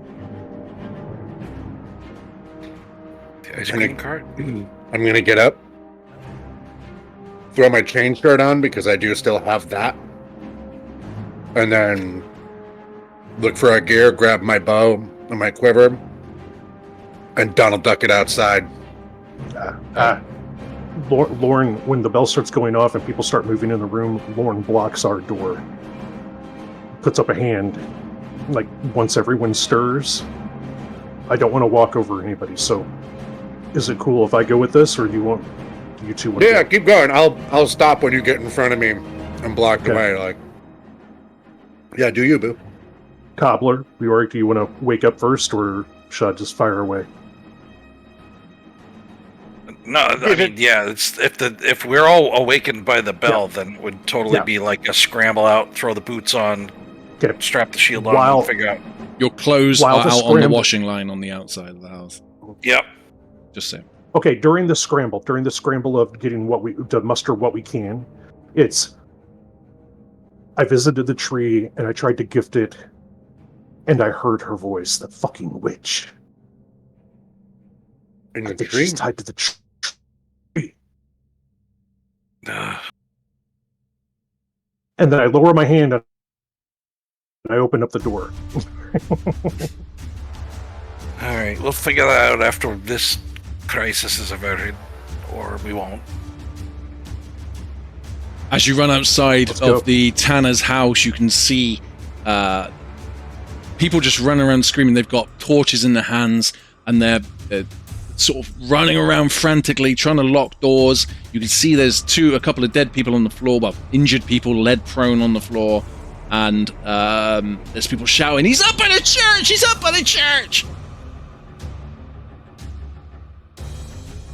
Anyone assist?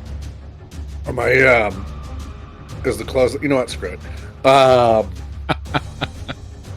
Who is up, I'm gonna, run out. Who's up in the church? Because I'm like getting my quiver around my chain shirt situated. And okay, let's fucking do this. Hang on. I'm gonna just, yeah, balls out. Let's go. Let's fucking do this. He said, "Let's fucking do this." Somebody hadn't run hunger in a while. Give somebody a concussion or lose an eyeball or.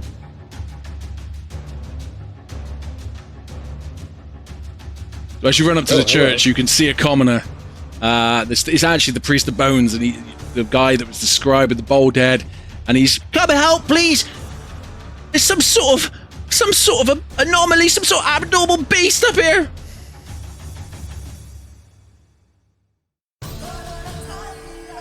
Sounds like our specialty. As you approach, start pounding feet. Yeah. As you approach the church, you see what could only be described as a huge beast that is. What is that? And a sort of made of pink cherry blossom. His arms and legs are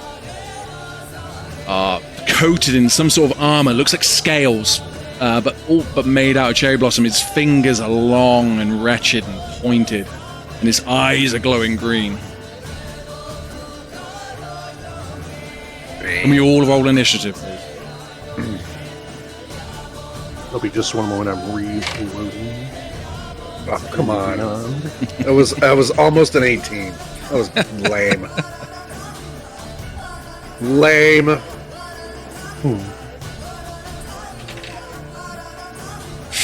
Okay.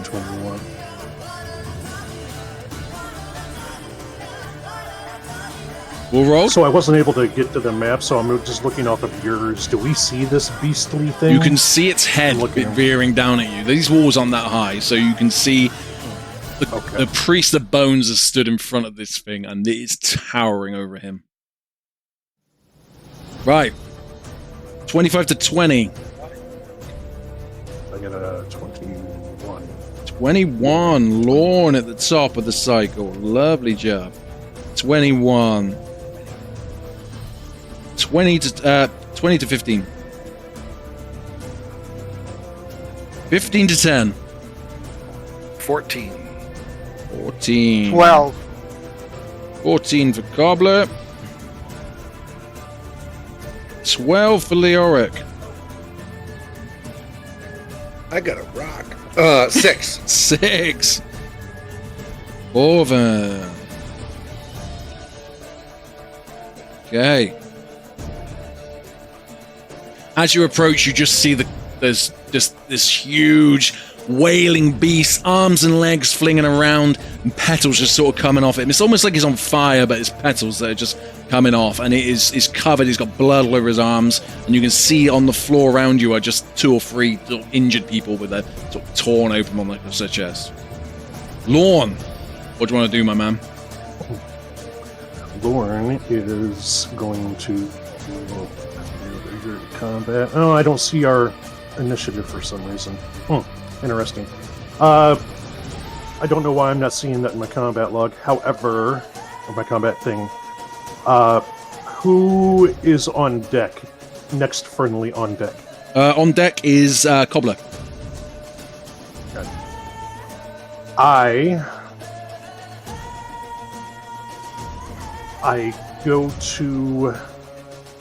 I run over to Corvin, and as a bonus action, I cast Jump on him. So Okay. it's a bonus action touch. I can throw the cast. It should pop up. Did it pop up in the which one? Who's it? The log. Yep. Okay, that way he knows what's going on. Okay. I cast that, and then I use my action I use a utilize action to get my bow out and knock it. And then I move up my 35 feet, trying to keep a wide. Okay, so like, I'll move you 10 feet up. You were about 20 foot away from him when I started it. Okay. So there you go. Cool. Okay.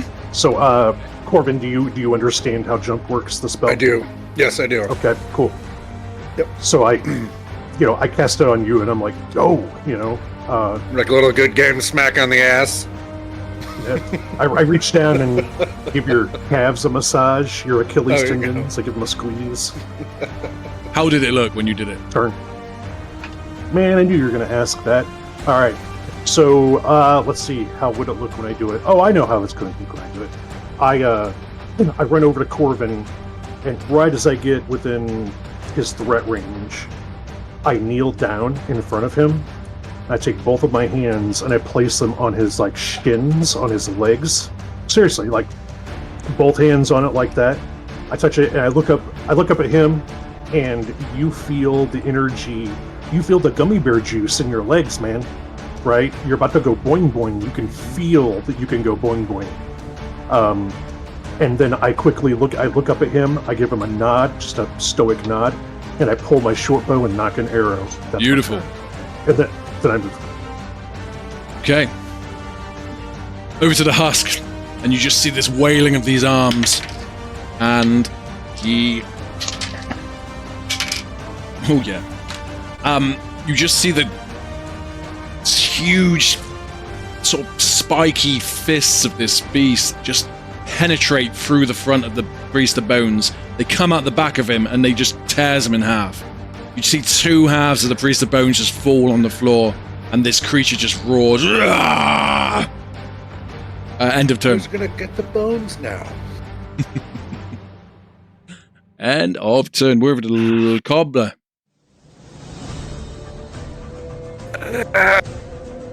Hell with it. I'm going to use everything I have to close with this guy. So move, action, the whole thing.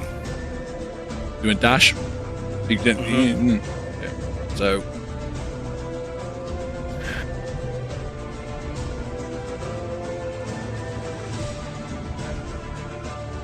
Oh, fuck me.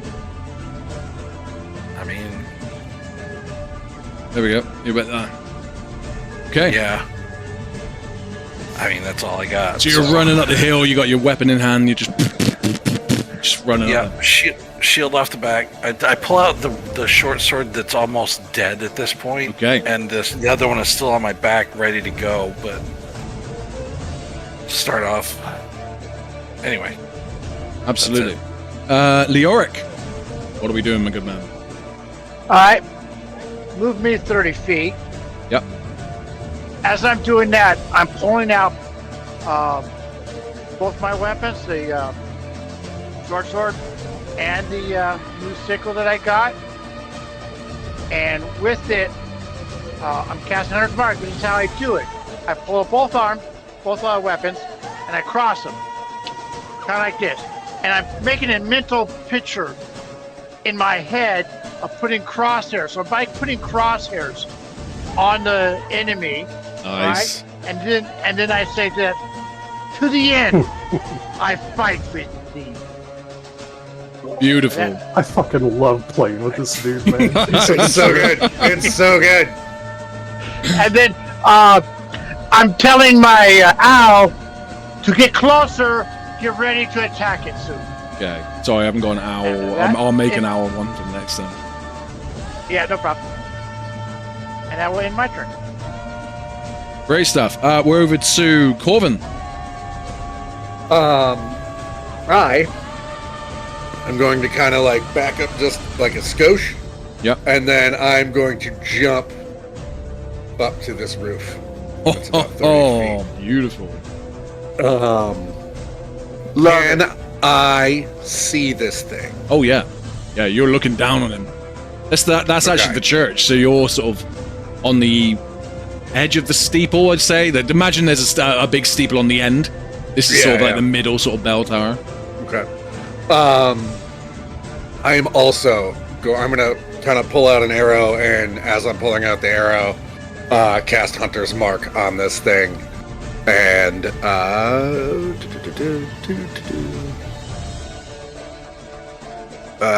yeah, I'm gonna cast arrow at it. Just Cast talk that about arrow. shaft. Right? Oh goddamn! It's gonna be an 11. 11 does not hit. You fire this arrow at him, and it just bounces off the petals. Okay. His armor. I can't. I've got. Well, I can move. I'm gonna kind of move. I imagine there's like a weather vane or something on top of that. Like Yeah, I'm gonna absolutely. Kinda, Go use hanging that onto as it. what better kind of cover as I can. Yeah, I'm trying to kind of get behind it, and I'll poke back out in a second. Great. That's my turn for the moment. Okay, over to Lorne. Me already? You were ready, man. Alright. Lauren is going to... Can I get up to Cobbler?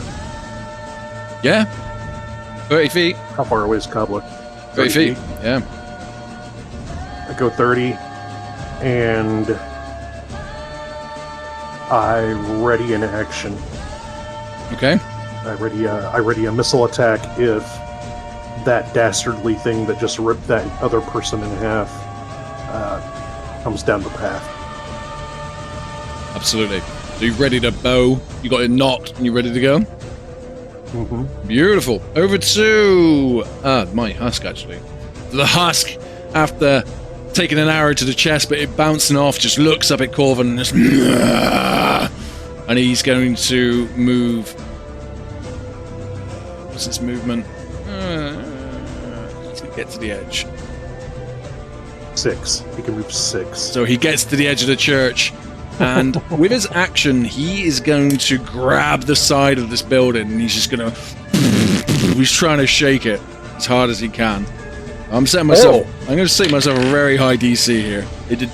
He's trying, and nothing happened. He's just trying to do something to this building. And we're going to go over to Cobbler.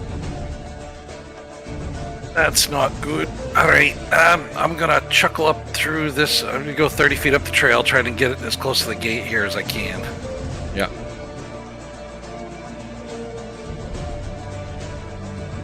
And once I get up there, I don't want him scaling up that building if I can help it. So I'm gonna just like plant my feet and start pounding on the shield with my short sword, trying to draw him in. Going, oh, you pansy!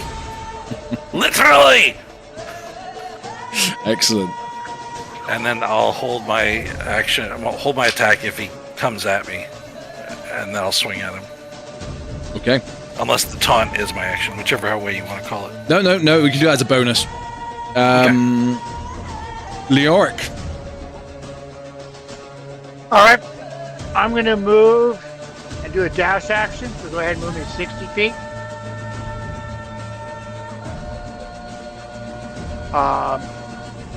And then I'm going to have the owl attack it with its flyby attack. Okay. He's rolled for an attack.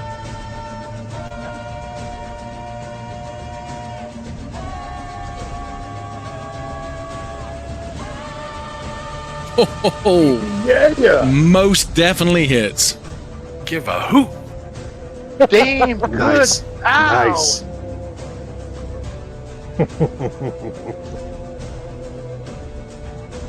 9 points of damage. That's piercing, isn't it? It's slashing. Slashing damage. So he's taken 9 points. Okay, so that would put him on. That put him on that. Marvelous. And yeah, the owl comes down and just grazes the husk. It almost bounces off his petals, but gets it across the face, and he just sort of, he's growling and snarling at this owl, and they're locked into him at the moment. How many licks does it take to get to the center of this abomination? Well, let's find out. I never made it without biting. A 2. A 3. We're old. Well, we're showing our age, man. Yeah, We all know seriously. that. Corvin. Yes. My turn. Shit. Okay. So I'm going to move forward just a little bit. And then how is he sort of like level with the edge of the roof, or is he a little taller? He's down. He's probably 10 foot tall, and the eaves level of the roof. Oh, is so probably, he's like reaching up to it and Yeah. trying to shake the building. Okay. Yeah. So I'm gonna move forward just a little bit, and then same thing. From there,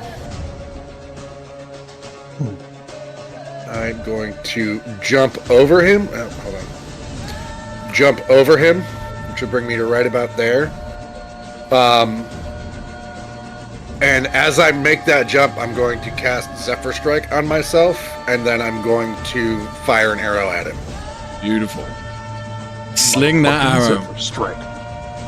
Motherfucking Zephyr Strike. Oh god. Does anything activate when you do the Zephyr? Any sort of a visual element to it? Just as I do it, yes, I can't hit shit right now. And you miss him.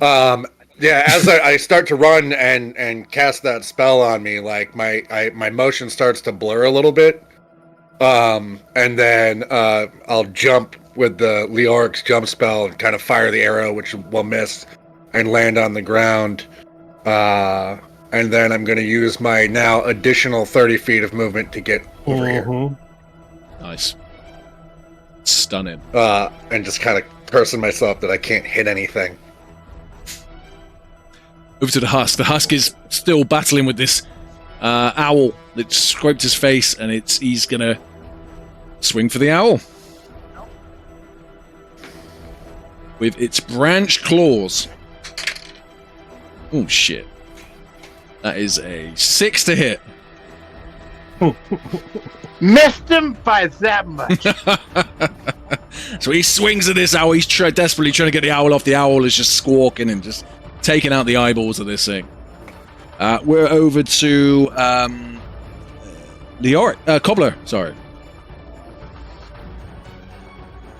Got it. Yeah, I'll move up 30 to get like right in the center part between Corvin and the Husk. Yeah, 30 can get you up there. Close? Too close? A little too close. Yeah, I wanted to pull it towards it a little bit. Yeah? That's good. Yeah. And plant my feet and wait for it. Nice. Ready to action? Yep. Beautiful. Leoric, over to you, my man. All right. I'm thinking I can't get all there in a movement, so I'll get over here and prepare with line up with Cobbler. thing comes up. And then I'll take the dodge action in case this thing comes charged to him, and I'm taunting it, let him know that there's. Okay. He's swinging at my owl. I want him to know there's other people coming to kill him. I just gave out this battle cry. Dodge action, and then I'll do another flyby attack. Okay.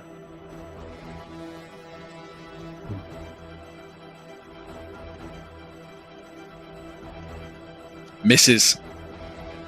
As the owl goes out and comes back into coming in again, this thing has learned, and it just sort of dodges the other way. This big husk of petals and branches.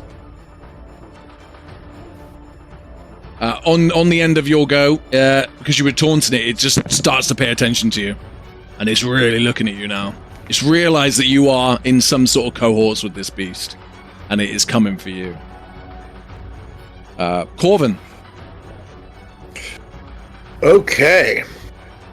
Hey. Yep. Oh. So Yeah, Lauren goes. I don't see- Lauren goes. Well, I go last. you Okay, so you no. have to look. Yeah, you have to Leoric. I am. No, Corvin. Right. Okay. I'm sorry. Sorry, Corvin's after Leoric. So, again, trying to just draw his attention. I'm gonna move. Same thing. I'm gonna jump back the fuck over him, and land back on the roof. Yeah, just trying to like keep his attention. And as this time again, as I'm going over him, I'm going to fire off an arrow at him. I just reread Zephyr Strike. I can do this with advantage. Oh, One time during the spell. nice. And I'm going to do that right now. 17? Hits. Sweet. Oh, good. So, here's what happens. Is I'm going to deal 3 points of short bow damage. Mm-hmm. Oh, god damn it. Hunter's Mark will trigger, which is going to be... whatever the fuck that is. There we go. Hunter's You got a Mark. tick in rogue, buddy? You got a rogue tick? I don't have anything in Rogue. And then Colossus Slayer will trigger. Mm-hmm. And then Zephyr Strike is going to trigger also. Trigger Which warning. is- Colossus Slayer is so cool, man. Yeah. So good. So, yeah, I'm going to describe this in just a second. As soon as I get all these windows closed. And that's going to be an additional 1d8 force damage. 3. So, that is... Why can't Push I all look the at log? buttons, Mike. Dude, seriously. What the hell? Hey, man, I have wanna- that problem. I have that problem The hard. fucking game log. Why won't it let me see the game log? That's dumb and I hate it. Here we go. So that is going to be 3, 10, 13, 16 points of damage. And as I'm kind of up in the air, like rotate my body and to aim down at it, and my chain shark kind of rides up a little bit so you can see everything in the moonlight. So I'm going to draw this arrow back, and usually when it's Hunter's Mark, the arrow just kind of flares with that sort of red light. This time it's going to just envelop the whole arrow and make the arrow look probably 10 times the size it should be. Nice. And then that's going to just drive itself into the ground, and that extra force damage will probably like blow out some of the earth underneath this thing as I then pinwheel and land on the roof and hide back behind the steeple. So as the arrow hits the creature, this sort of effigy of a red arrow goes through it and comes out the other side, like you said, hitting the ground, and this sort of wake of dust comes up around the creature, and it's gnarly and sort of disorientated, but it's still sort of puts his hands down on the floor, gets back up again, and it's Lorne's go. All right, bonus action. I cast Jump on myself. And then I Fucking jump. crickets, and then yeah, and then I jump. Then I jump in between Cobbler and Leoric. Yeah. So you put me up there. It's not church, it's a bouncy house. Yeah. Right up there. And as I land, I loose an arrow. Nice. If I can get to it. So I land, plant my feet, loose an arrow at this thing. 13. Just hits. Cool. Excellent. And we'll do that. Oh, thanks for the raid, guys. Hey. Nice. Thank you. Rollers of Fate, thank you so much. Welcome Just, Rollers of Fate. we're in the middle of beating some people up, but thank you so much. Everybody, please go and drop Hey. Rollers of Fate a follow. Absolutely. Rollers of Fate. Absolutely. Noted. It will happen. Thank you very much, guys. And gals and people. We will Did do a that raid damage back come then. through? No damage came through, No. let's see, I mean. Okay, let me try that again then. So, how about now? 5 points of There you go. damage. You just see the 5? Yeah, the 5 piercing. All right. And then, just so you know, DM, I loose the arrow, still have the bow in my hand. It's considered a simple weapon. Just know that if this thing moves on Cobbler or Leoric, I'll be spending my reaction to do the interceptor maneuver, okay? Okay. Do you hit the husk with your arrow and it just goes underneath one of the petals into its inner body and you hear a bit of a squeal from it, but it was a minor injury and it is still focused on Leoric. With that, the husk is gonna and he is gonna trudge right to Leoric. Okay. So, And he is going to class features up. swing to hit. And that's a 17. Okay. I had a dodge action, so disadvantage on his hit. Okay. Ooh. That was a 19. Okay. Okay. So he So, Well, you I tried. dodged into his sword. Oh, hell. I thought he was coming left. I can't find 10 points of damage. Hang on real quick, DM. I can't find, because I get a reaction to that, Yeah. but I can't find it on my thing. So I go to Features and features and traits. traits. Yep.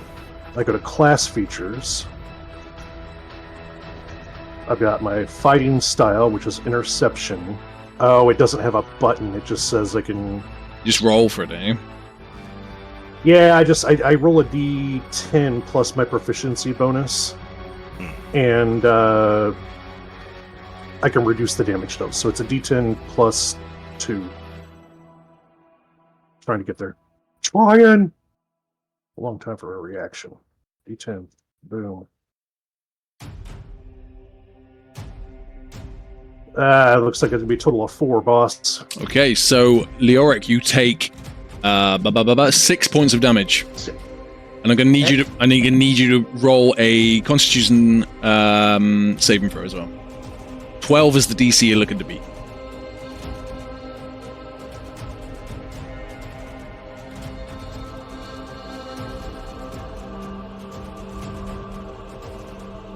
$15.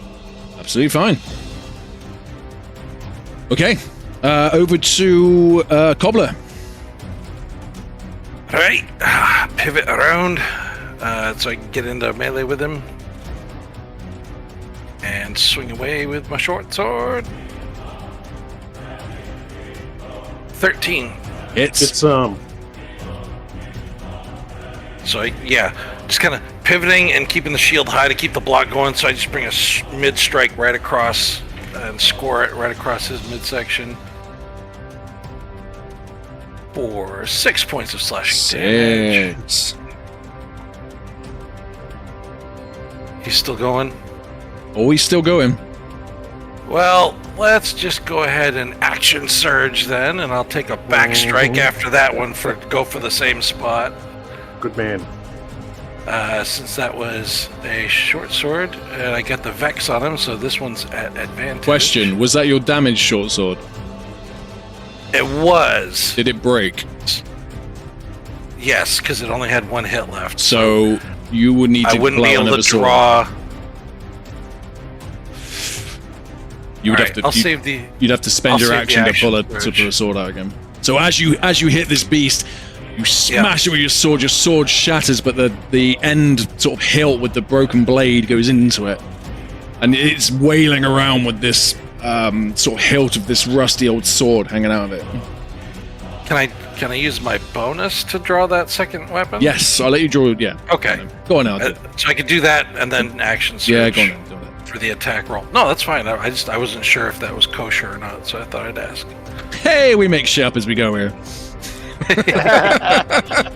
Like guidelines and rules. Yeah, 18? you know. Oh, wait. That was supposed to be with 18. advantage, so. Alright, so Definitely still hit. 18. For 4 more points. 4 more points. Right. Okay. So the beast, you run over, you stab the hilt, the broken hilt into its chest. As it sort of snarls at you, you then gouge it with the other sword. Real slick maneuver. And we're over end of turn. Lost my We'll pen. do it. I've lost my pen. And we're over to Leoric. All right, I'm going to attack it with both my weapons. The sickle has the nick property, so I can use it instead of a bonus action as part of the same action.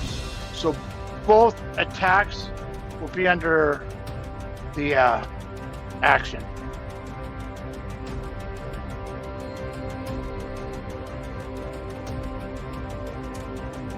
First, a short sword. Hits. That's the sword damage.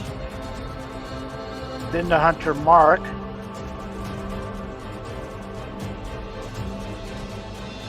So up 11. Now the sickle. The Vex makes my next attack with advantage, so the sickle will have advantage.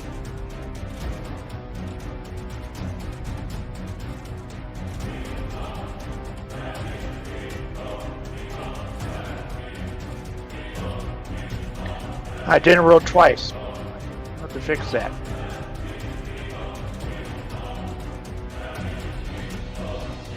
Misses. Misses? Yeah. Alright, and then bonus action we'll have the I'll do another flyby attack. Okay.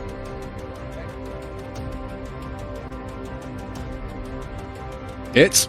The owl's better than me. Give the damn owl a sword. 7. Okay. That's it for me. Corvin. All right. Same old song and dance. I'm gonna dash forward here, and I'm going to, because of the jump spell, I'm gonna leap over this guy, which will take me right there, and I'm gonna drive another arrow down into its head. Okay. I also have Vex because of short bows, so that will be at advantage. Come on, baby. Hits. 14? Hits. Alright, so that's going to be 2 damage, 3 damage from my bow, 2 damage from Hunter's Mark, and where the hell is it? Colossus Slayer for 2 damage. So that's 7 damage all day. 7 damage. This thing's looking hurt. It starts I'm to. gonna- You see it start I'm to gonna fall back back as this tree-like head that it's got, and it's got an arrow now sticking out of it, a hilt sticking out of its chest. There's clear wounds on its body, and they're starting to seep, and it looks like a sort of wooden sap sort of coming out of his body. Over to Lorne. Lauren drops his bow immediately. Pulls the short sword. Okay. Attacks. Swing, baby. So the short sword pulling that, is that a bonus action? if I Bonus just action to drop pull the it thing? out, yeah. Oh, okay. Bonus action to pull out. Okay. And then I swing. If I can. Short sword. First attack. Looking pretty good. It's my man. God. Where's these modified 7s today, boys? I don't know, man. And I don't know. Whatever do you mean? We all know they exist. So it looks like 5 slashing, Okay. and then I will action surge. Okay, and that'll be another. Oh, good. Modify 4. Well, that's with advantage though, because you hit it with the I short hit. sword. You got Vex. Yeah, I hit it. I guess I could roll it again with advantage. You might get a Well, crit. no. That's what I'm saying. I could just for the crit chance. Well, the first swing Nope. doesn't get advantage. You have to hit, and then the Yeah. next Yeah. attack gets advantage. Right. Yeah. But what I'm saying is that I hit regardless, but I did not crit. That's what we come up with. I'm sorry, I thought you were doing a second attack. Yeah, so which you rolled a 1 on, but that second attack should have been at advantage. The 1 was damage. Okay, so you done 5 damage. 11 total. Oh, 11. 11 On total. the dab. 11 total slashing. Okay. And then, Your next And then attack would have attack. advantage.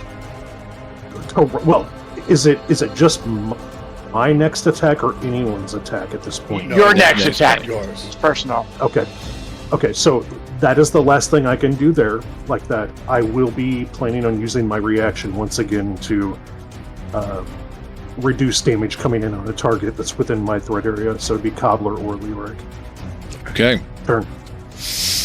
As the beast takes these hits and it's getting really, not in a good way, you see this petals start to come off the cherry tree and they float towards the beast. The beast stands there, sort of arms in the air, and these petals just adjoin its body. And it's almost like another layer of armor just goes ting, ting, ting, ting, ting, ting, ting, ting, ting, ting, ting, down this beast. It roars as loud as it can roar. And it passes turn. Over to Cobbler. He just looks up, sees him pass over, and goes, "You cheating bastard!" And I'm gonna hit him. Go for it. So did it move DM? No, it stood exactly still, but it sort of absorbed all these petals. Oh, fuck off with That's- these. Is that a... That's how you roll That's a for nat advantage. 20. Beautiful. And a nat Nice. 1. You rolled that nat 20, and I just got rocked by thunder here, by the way. Gotta get a Gwendir's screenshot here. of that. Get the screenshot of that in the log, man. So that's 8 points of slashing damage. Doubled because you critted. No, that's with the That's with the Oh. doubling. Ooh. Yeah. 8 points. You going again? Still good, man. I can't. And I only got the 1 action surge, so Leoric. Over to you, man. Rinse and repeat. 2 weapon attacks.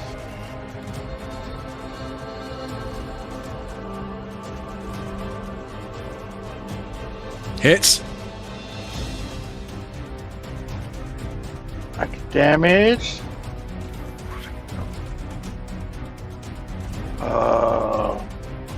Sword, Hunter's Mark.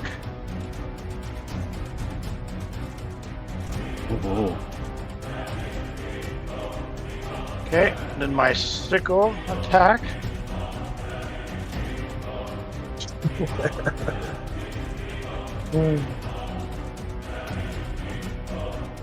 I gotta start bringing some bigger boys to the party. No, you don't, man. This is hunger, dude. Yeah, I know what you're talking about. It's supposed to be difficult, right? Yeah. That's a sickle damage. I don't think he's hit you guys yet. That's a sickle damage. Again, another Hunter's Mark. Jesus. And let's just throw in the owl for shits and giggles.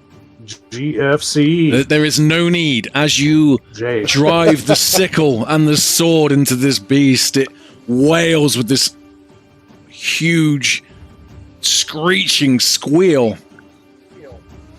I need all of you to roll me a DC of 13 on a charisma saving throw, please. Charisma? Nobody uses charisma saves. Cobbler saves. That is a Corvin Dirty does one. not save. It's a dirty one. So the three of you apart. There's your dirty 7. Yeah, now they I come know. out. I wasn't going to say anything. There's the dirty 7, man. Do I just explode? Is that what happens? As these petals start to fall off of his body, it gives up this massive screech, and for the next 30 minutes, you're all going to suffer delusions, apart from Cobbler, of Gwendir's voice giggling in your ears, a vision, the burning house, hallucinations for the next 30 minutes. As this thing falls to the floor, the last thing that comes out of his mouth before it disappears are the words, "She is coming." As it evaporates on the floor and the petals go off into the wind and the roots, the twigs drift and curl into the dirt like that they're alive, you notice that there is a cloak on the floor with an ancient cloak with a emblem on the front of it. End of combat. I'll be right back. Now you said the bone cleric was torn asunder, right? Like he was ripped. Oh, he's so there's torn no, in half. Yeah. Yeah, torn in half. there's no fixing that. All right. A split in twain. Could anything that I can do to possibly maybe recognize what that symbol on the cloak is? Can you roll me a history check, please?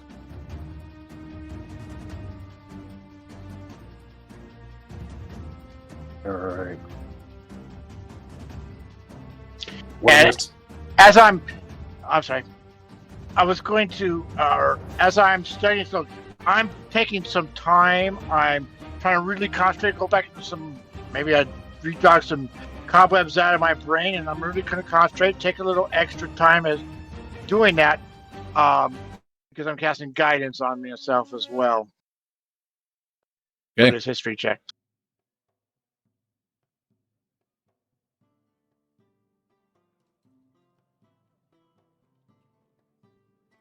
Just managed to delete our music, so I'm just panicking a little bit. That's a 19. Okay, so with a 19 on your history, you don't know what the symbol means, but it's something you were seen in history books as growing up as a child. Your father would have had a book on the shelf which would have had this in it. You can't picture what page it is, you can't remember what it resembles, you just know that it is a historic sigil.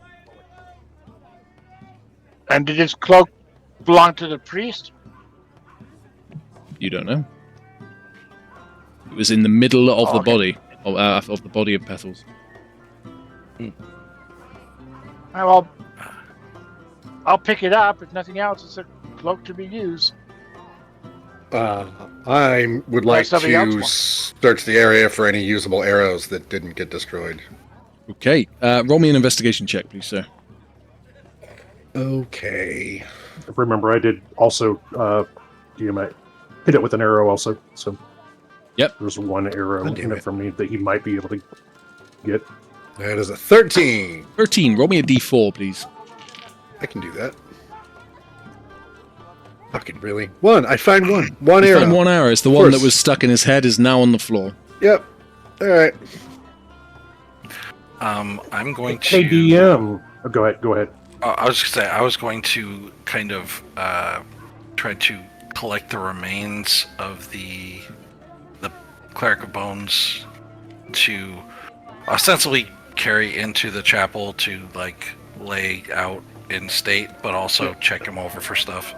You grab his hands, I'll grab his feet, and we'll walk in together, Okay. side by side. This body is in two halves. It's literally like the claws went through the center of it and ripped it in two. If you want to search the body, roll me an investigation check, please. No one's going to cast Mending. 2. 2. He's a little. I'll search my half. Nope. Yeah, it's just super gross. You have a lot of torn, bloodied cloak and sort of gown. Two shoes that are sort of foot wraps, but they are muddy and bloody as well. Yeah. If you would like to carry the body, please roll me a athletics check, please. I have to take this phone call. Always, man.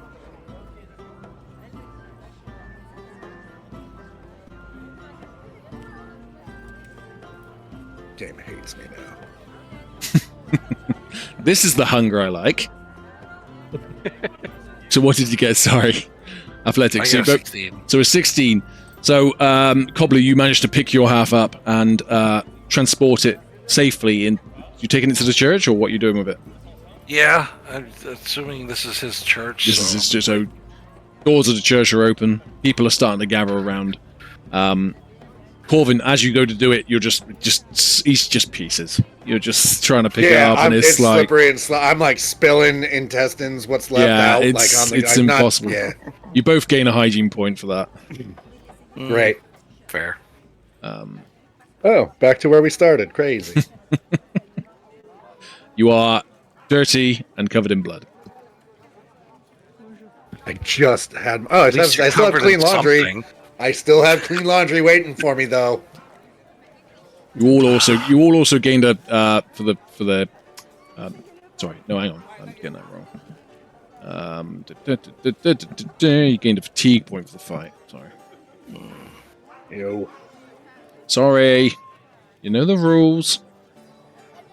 And so do I.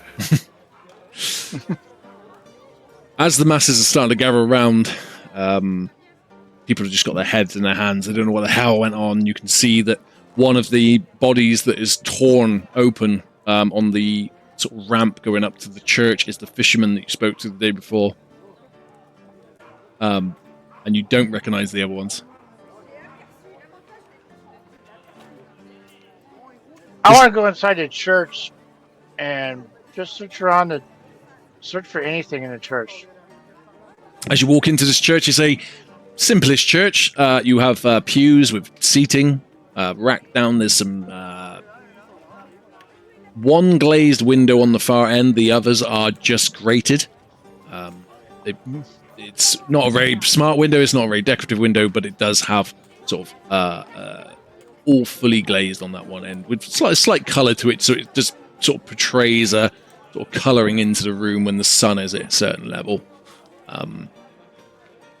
Apart from that, you've got a stall at the end and the usual sort of tapestries and everything around the outside, sort of hanging from the walls. There's about 3 or 4 on each side. All right, go check out the stall at the end. Is it kind of like a confessional stall? Or? It's just a wooden. As you get to it, it's just a wooden stand. There's nothing on it. There's, it's just a stand that the priest of bones would have stood at and preached from. How many people are in this church? At the moment, none. Everyone ran out of the church. Okay, well, how many people are milling about outside? I'd say there is about 10 people, 10 or 12 people. 10 people. You can see in the crowd, you can see Mildred. The tanner's husband sort of stood back. Mildred's at the front. Old Taryn and Nyren, they're at the back, but they're sort of keeping themselves away. I'm going to turn to Cobbler and Leoric. Like, that thing said he is coming.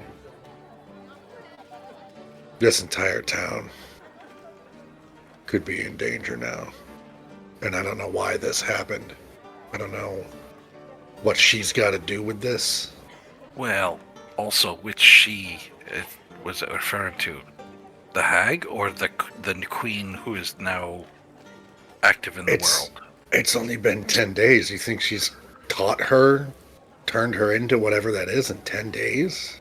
No, but I don't know, was it a direct threat or was it a taunt just aimed at us saying, you can't stop it, she's coming? I don't know. I think if she was coming herself to just rain hell down on this place, she'd have just done it. She wouldn't have sent a little herald in here to that's announce true. it, and so we'd have time to do that. I think that was just a shot fired at us. So you think this is over with for now? I don't know about that. I'm wondering if... I mean, maybe that's why she didn't have a child, is because she did have one a long time ago, and she ended up burying it here. And When he says that, can I see the cherry blossom tree from there? Yes, absolutely. Go ahead and finish your thought. Sorry, I didn't mean to talk over No, you. you're fine. I'm just saying, so, maybe this has been a font of power for her, because sacrifice and devotion has power in the world. So Right. if the myth has been to do that, then she's been able to draw strength from that. Right. There's no Maybe curse. I mean, if she doesn't get her daily allotment, then I'm sure she maybe does something. But Yeah, she's the curse. It's not. At the same time, maybe early on she did. Yeah. But then since then, anytime something bad happened, somebody would be like, well, I never saw so-and-so at the church, at the tree this morning, so Right. I'm betting he didn't give his daily allotment, and that's why he got run over by an ox cart. Is there any noticeable change to the tree after this fight? The only thing you can see is there's quite a lot of petals around the outside. Like it's missing some? Like Or quite a they've few, fallen? quite a few fell in the during the battle. So it's probably as though it's been shook. Gotcha. It's so kind of turning from our group here towards the folk that have been gathered and everything, and say, can anyone recognize the poor bloke that was covered in petals and gone mad attacking everyone? Or is his face even recognizable at this point? I don't even know. So the beast that you just fought, the husk, actually was it was sort of like not an apparition, but it was formed from more of a construct. Yeah, it was that's the word I'm looking for. Okay. Construct of leaves and twigs. It as it spoke towards the end, it sort of almost seemed as though it had a soul at one point, and then the cloak was left afterward. Got it. I didn't know if maybe it was like formed around the corpse of a person that was then wrapped in the stuff that was doing it, or if it was just literally all the bits pulled together through magical force, which it sounds like that was more it. So, Did we win D&D while I was gone? no, we lost hard. We want a chance to try again. Oh, that's good. That's good. Mildred just starts walking up to you, and she, thank you so much. Someone must not put anything. Did you all put stuff at the tree? Hey, we did. We were warned. We needed to, so we left offering. Okay, well, that's this hasn't happened for a long time now. We never had anything quite as bad as this, but thank you so much for dealing with that beast. By any chance, do you have any oil in this town? Oh, certainly. Yeah, we got oil. Like a barrel of lamp oil? What are you thinking?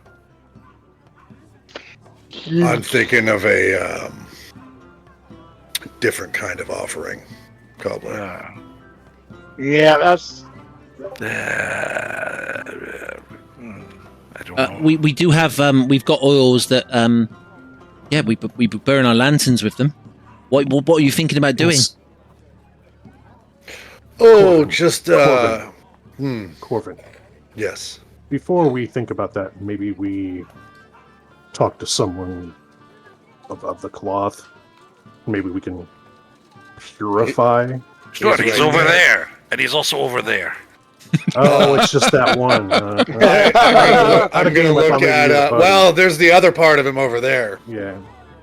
Okay. I'm just I'm thinking gonna. of a way to purge or cleanse, but not by flame. I've You know what I mean? don't let them say that. To the three of you, to the group, I'm like, look, you touched that thing. You saw her. And then, what? A few hours later, this thing appears, rips a couple people apart. There's nothing benevolent about that tree other than the legend filled with half-truths and lies that she's told everyone. The best thing for this town. We make them aware and we get out of here. Let them deal with it. Don't be the one that burns this tree. But it's her. This is part of the path for the kids to set things right. If we damage this, we damage her. Maybe. We might weaken her if we get rid of this. But if someone from the town does it instead of from our hand, then there isn't any blowback to us, right? And we don't have to manipulate. We can just go tell the elder. Okay. We'll try it that way. I have to go to... Got it. Yep. Yeah. We'll try it his way first. I kind of agree with him, to be honest. It's a good point. It's kind of, we're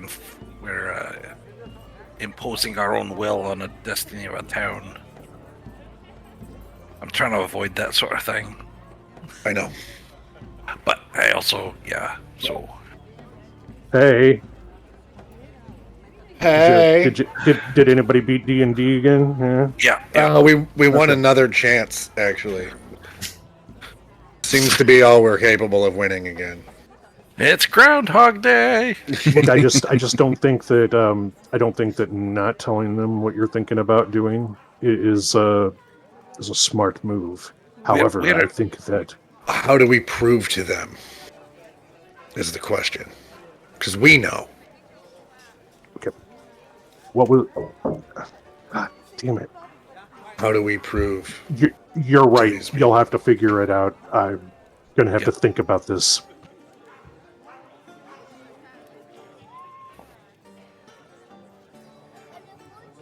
As Mildred's sort of thanking you, she's sort of mentioning about she's sort of making inquiries about oil. She just sort of turns back. So, sorry, is this for your travels? Is that what you want this for?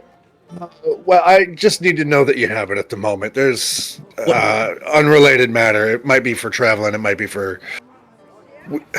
There's something that we need to talk to your... Do you have sort of a village elder? Or she sort of looks behind. Magistrate or something? Who's in charge of the town? We all sort of do our own thing, really, but the old priest of bones used to do a lot of it. I suppose the next one would be He's sort of beside himself today, so you might want to... Oh dear God. Speak to old Taran. He's probably the next in charge, I imagine. Sorry, I'm just picturing Dennis from Monty Python and the Holy Grail. But if you Taran's probably the best one.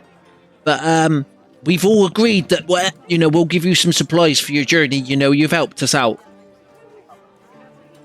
We're more concerned about once we leave if this is a sign of escalation of suddenly whatever malign spirit has inhabited your town in the roots of this tree.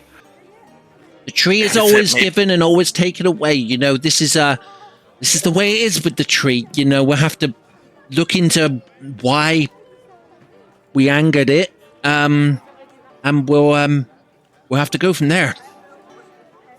We were going to say if the town decided maybe it's time to try to deal with this problem once and for all, while you've got some martial help here, if there's anything like what just happened that would happen as a result of it, we'd be willing to help you with that. Hence the oil. Oh my lord. Are you suggesting burning the tree? I mean, if the tree's gonna do this occasionally, and you don't have someone like us here to help stop the tree from tearing everyone in half. This tree's been here 500 years. You can't. It's been here before we were a town. Destroying this tree could have consequences. Has this benefited you at all, or has it only brought harm to you people? What? Who's to say what is You a benefit give to and the what tree. is not? What does the tree give to you? How do we know what is given and what is taken? A good harvest could be from the tree. A big fish could be. I can tell you 2 people were just taken because of this tree. How do you know that? We watched it happen. I need to find who didn't pay tribute. I must, and she's just waffling. I must find who didn't pay tribute, and she just wanders off. All right, I think we should bid these people good day.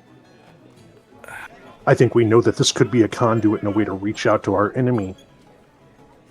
I mean, honestly, if we wait, whenever we determine we're ready, but we still haven't located them, this might be a place to come and draw them out. Could be a silver lining there. Meanwhile, these people suffer. I know, but they do it by their own choice. You know, it's like kind of walking into town and saying, you worship the wrong deity and you're going to change. I know. I am leaning at kind of agree and hear what Corvin has to say. And he might be right, but at the same time, if we were to do that, the whole town seems like it will go against us, and we'd be fighting this whole town, and we couldn't win that. They either kill us or we kill the town out of their affection for the tree. So I know. I think it's a damn if we do and damn if we don't. I think one action's going to cause a greater reaction.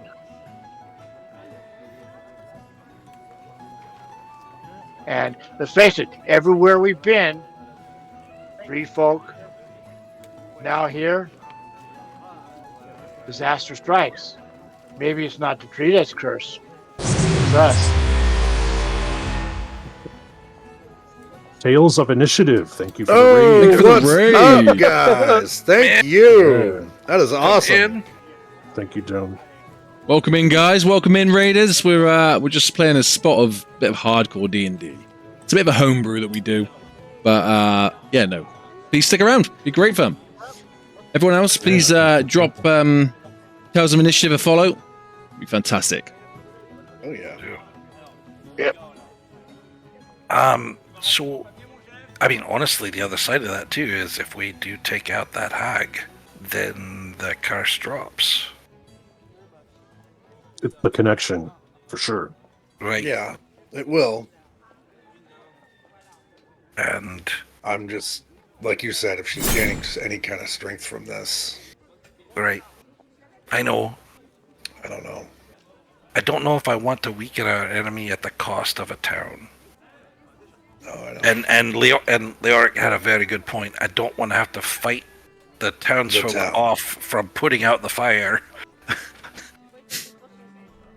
Because they're going to form a bucket brigade, and then what do we do? Let them put it out, or do we fight them?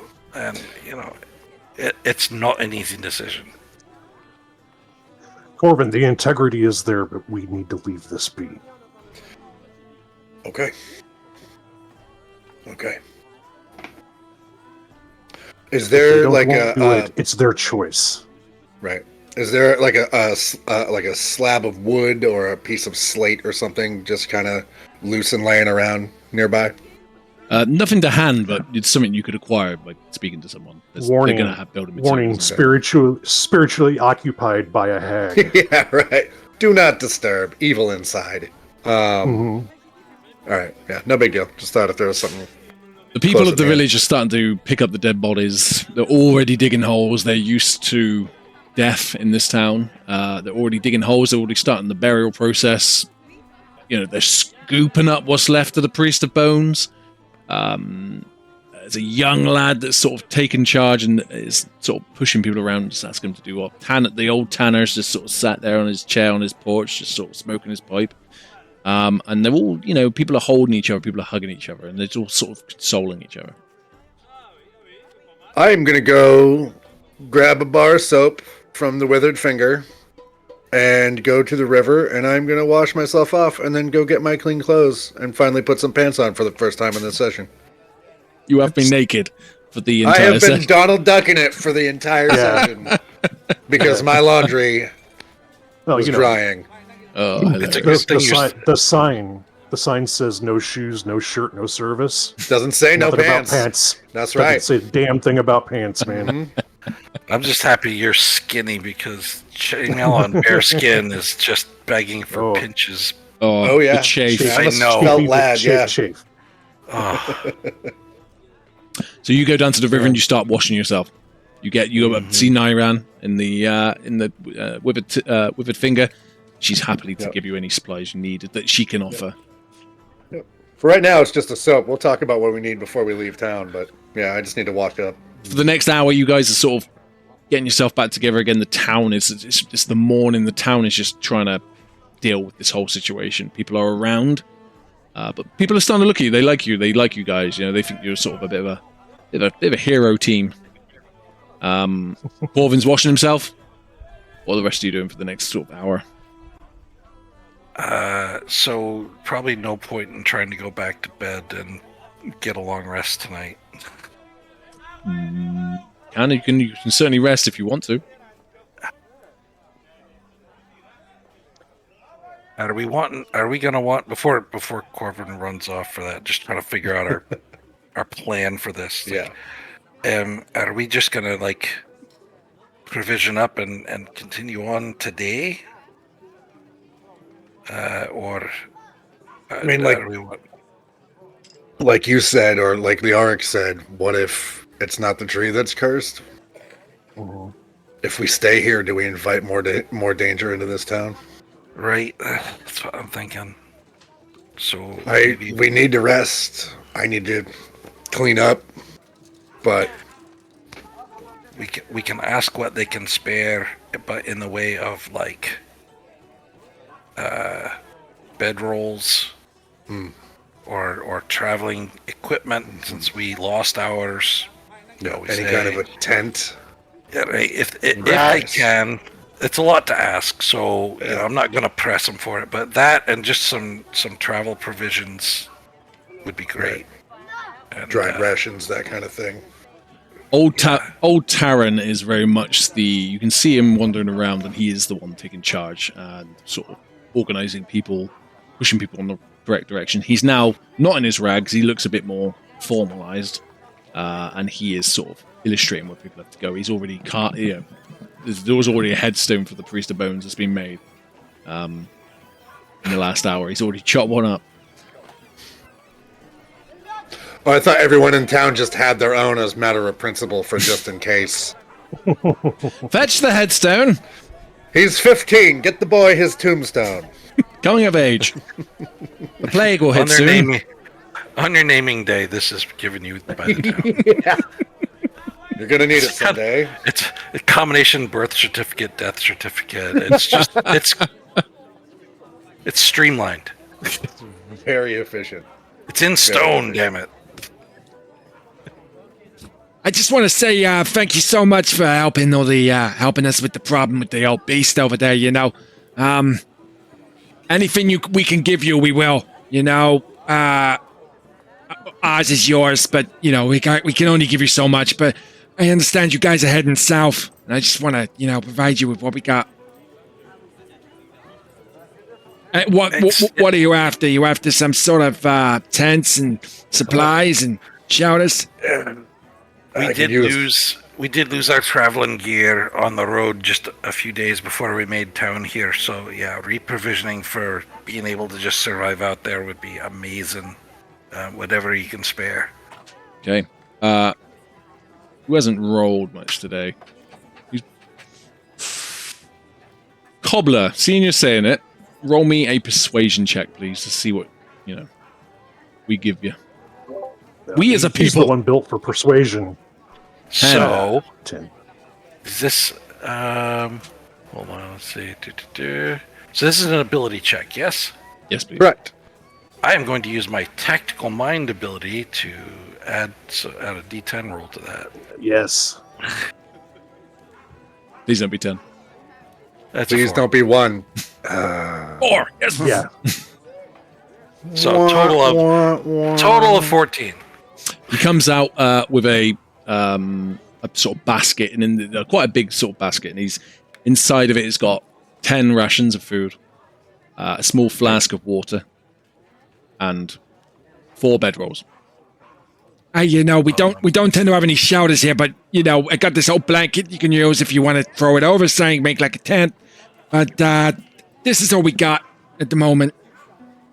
If we take more away, we're not going to have enough for the winter. You know, and in the middle of autumn, we don't want to be as much as you helped us out. We can only give you so much.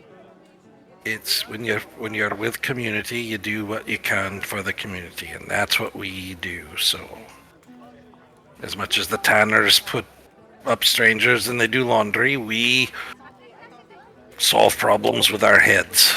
Well, it's and our hands. I'm glad you guys came by the village. You know, the tree. Like I said, you give to the tree, and the tree gives, and the tree takes away. You know, and just so happens that we had a bit of a bad experience today. We're the most benevolent band of murder hobos you've ever met. Kidnap I children. don't mean to push our luck or ask for more than you can provide, but I don't suppose anyone in this town would have or is capable. If you have a Fletcher or something that could equip us with some more arrows, or maybe for me personally, I would like to try and find a sturdier bow, if that was to be had. Roll me a persuasion check, please, sir. Oh, this is gonna go poorly. Come on, ones. Nope, I have a -2 to charisma, so that is an 8. Yeah, nothing great happening here today. We're not much hunters around here, you know. We got bits and bobs, but we don't really have much spare gear. We haven't got like a barracks or a garrison, so I can give you. Figured I'd ask. Just let me check him. I'll go check my old supplies. He comes back with 4 freshly fletched arrows for you. Hey, I'll take it.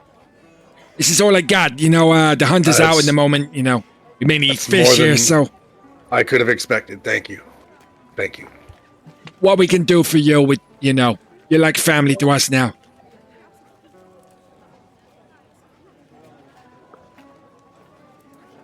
So, do we handle downtime at all? Like, do we even is downtime a thing for you, DM? In what regard, sir? Well, you and I had a conversation about what the Underground Railroad is in America. Mm. And, like, I would love to be able to, if we have time, to kind of plant some seeds of Absolutely. making a couple allies here. You know what I mean? Something of that nature. Like just look, we don't want you to get in trouble if the Imperials come through.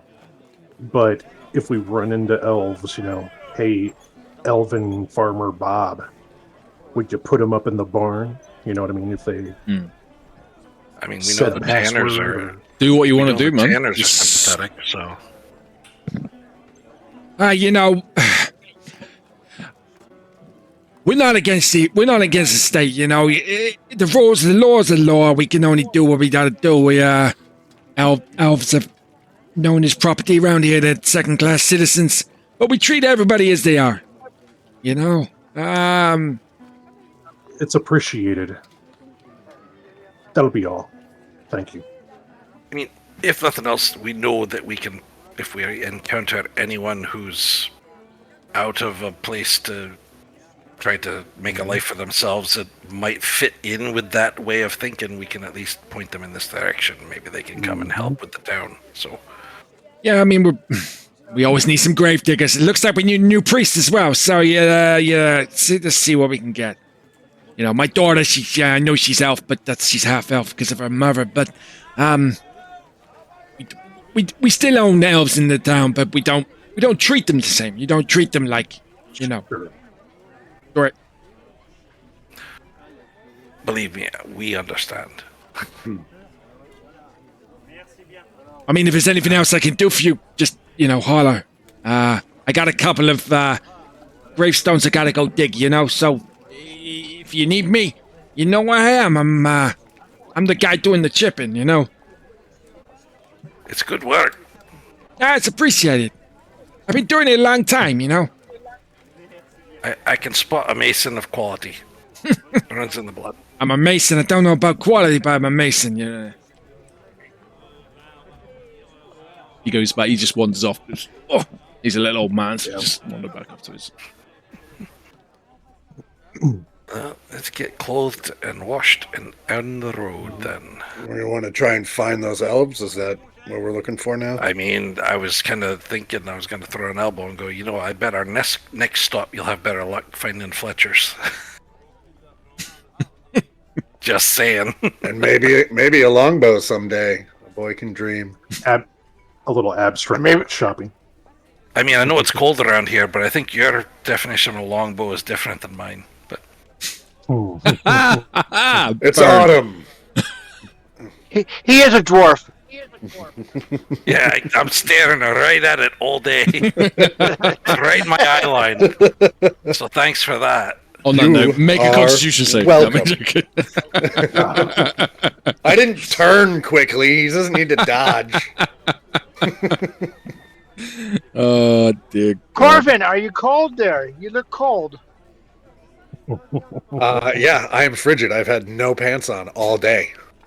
All day. I'm going to go get my breeches. Thank you very much. You gather your things, your supplies together. They've given you a sort of carrying basket to carry it all in as well, which you can hitch over your shoulders. The town see you off. As midday comes, you're cleaned, prepped, ready to go. You've got your supplies back at hand, and you're ready to hit the road. You heading south? Fantastic. I believe so, yeah. So as you head off south into the forests of Dreslin, you've now crossed the border. You're no longer in Treason. You're in Dreslin. You've got a 10-kilometer walk. This is what Mildred told you. South. Who wants to roll for the first day of travel? I will. Oh, yeah. Go for it. Just a D20. Just a D20, sir. 10. 10. The day is overcast and... Sorry, I'll change the music. Oh, town music. Sorry. Here we go. Ooh, spooky. The day is overcast, no sun, no rain, and you have an average day of travel. Nothing suspicious or interesting happens on this day, and long rest and wake up the next day ready for your travel of the next turn. Anything you want to do on that rest? Well, I think I'm good. Conversation. Before we rest, I want to cast Good Berry and get some berries. Okay. Rather use that slot now before we sleep. Absolutely. How much does that give you? 10. 10. Okay. They only last for 24 hours, so they'll be spoiled by the time we go to set up camp tomorrow night. But in case we need them tomorrow, I will have them. Okay. You go to rest. Who is going to do the first watch? I'll do the first watch. First watch. Okay. Roll me a D20, please, sir.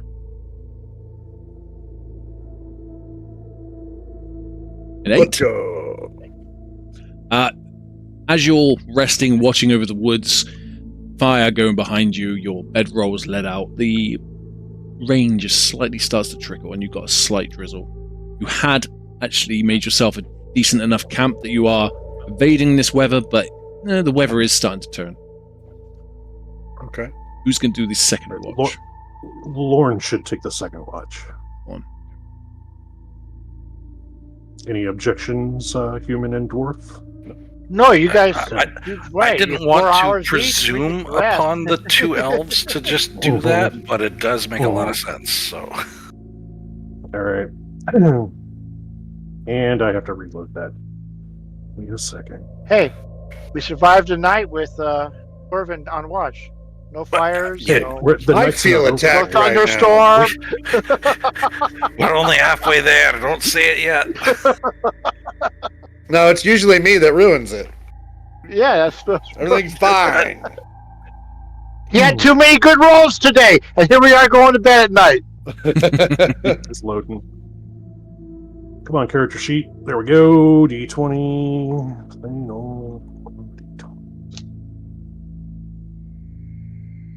Looking at a deuce. Oh yeah, that's a deuce already.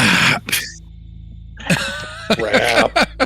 It's never good when he stretches. Don't want to pull a hammy on that TPK. As Lorne sits watching over the woods, he starts to doze. And he starts to get a bit sleepy. The events in Balvoral have taken their toll on his tiredness. Being an elf, don't sleep much, but he does start to drift off. And just as his eyes close, he hears the stretching of bows. He opens his eyes, and around him, in the shadows, are the figures of around 10 people pointing bows in your direction. You haven't said a single word. What do they look like? Roll me a perception check. Probably heard that dwarf breathing. I see what you did there. The apnea. Perception check. Come on, dude. Looks like people. Well, you can tell this is silhouettes in the woods. They have not yet spoken. All right. Is the owl, or the owl around? Lorik's asleep. Ah, gotcha. I look up from the fire. I rub my eyes. I look back down to the fire, and I say in Elven, "So what's taking so long?" In Elven back to you, you hear the words, "Drop everything you have, or this will be a very messy affair." I stand, and I take off my shirt so they can see the branding across my chest. And the word I'm looking for, the right word to come out of my mouth, which would be, I'm sure Corvin wouldn't appreciate this. He's in a trance or resting. He's not snoozing. I am in a trance. Correct. Right. I'm meditating. Yeah, I'm not like. Right. Yeah, do I notice any of this? Am I perceptive of any of this? Roll me a perception check. It's an 11. You're just in your trance. Okay. One figure steps forward towards Lorne. No bow in hand, just long cloak. I do believe, Elf, that we gave you an order. Now, tell your friends to drop all their things, their weapons, and then we have a conversation. I will give you Everybody the wake count up. of 3. Before he even asked or demanded the count of 3, it's just staring him dead in the eyes, you know? And I just get loud. Maybe even use a little thaumaturgy.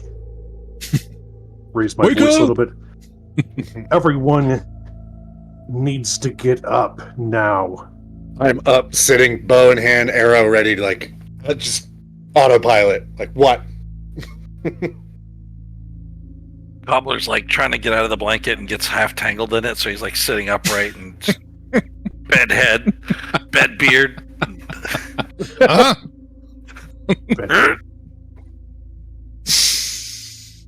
We have company. Wake up. What do I see in the shadows?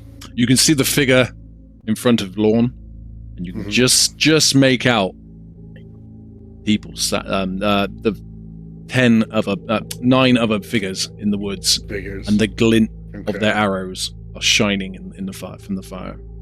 The one person that stepped forward is speaking. Is this, like, is it a human? Is it an elf? You can tell now that as he stepped forward, he pulled his cloak down, and he is an elf. Long, flowing blonde hair, tied in braids. And I'm going to put the That's arrow what back in my throws quiver us. and put the bow over my lap, and just sit there for a minute.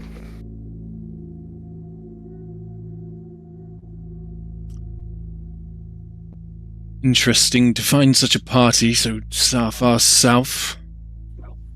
What's your purpose in these woods? Who has the cobbler has the necklace, right? Cobbler.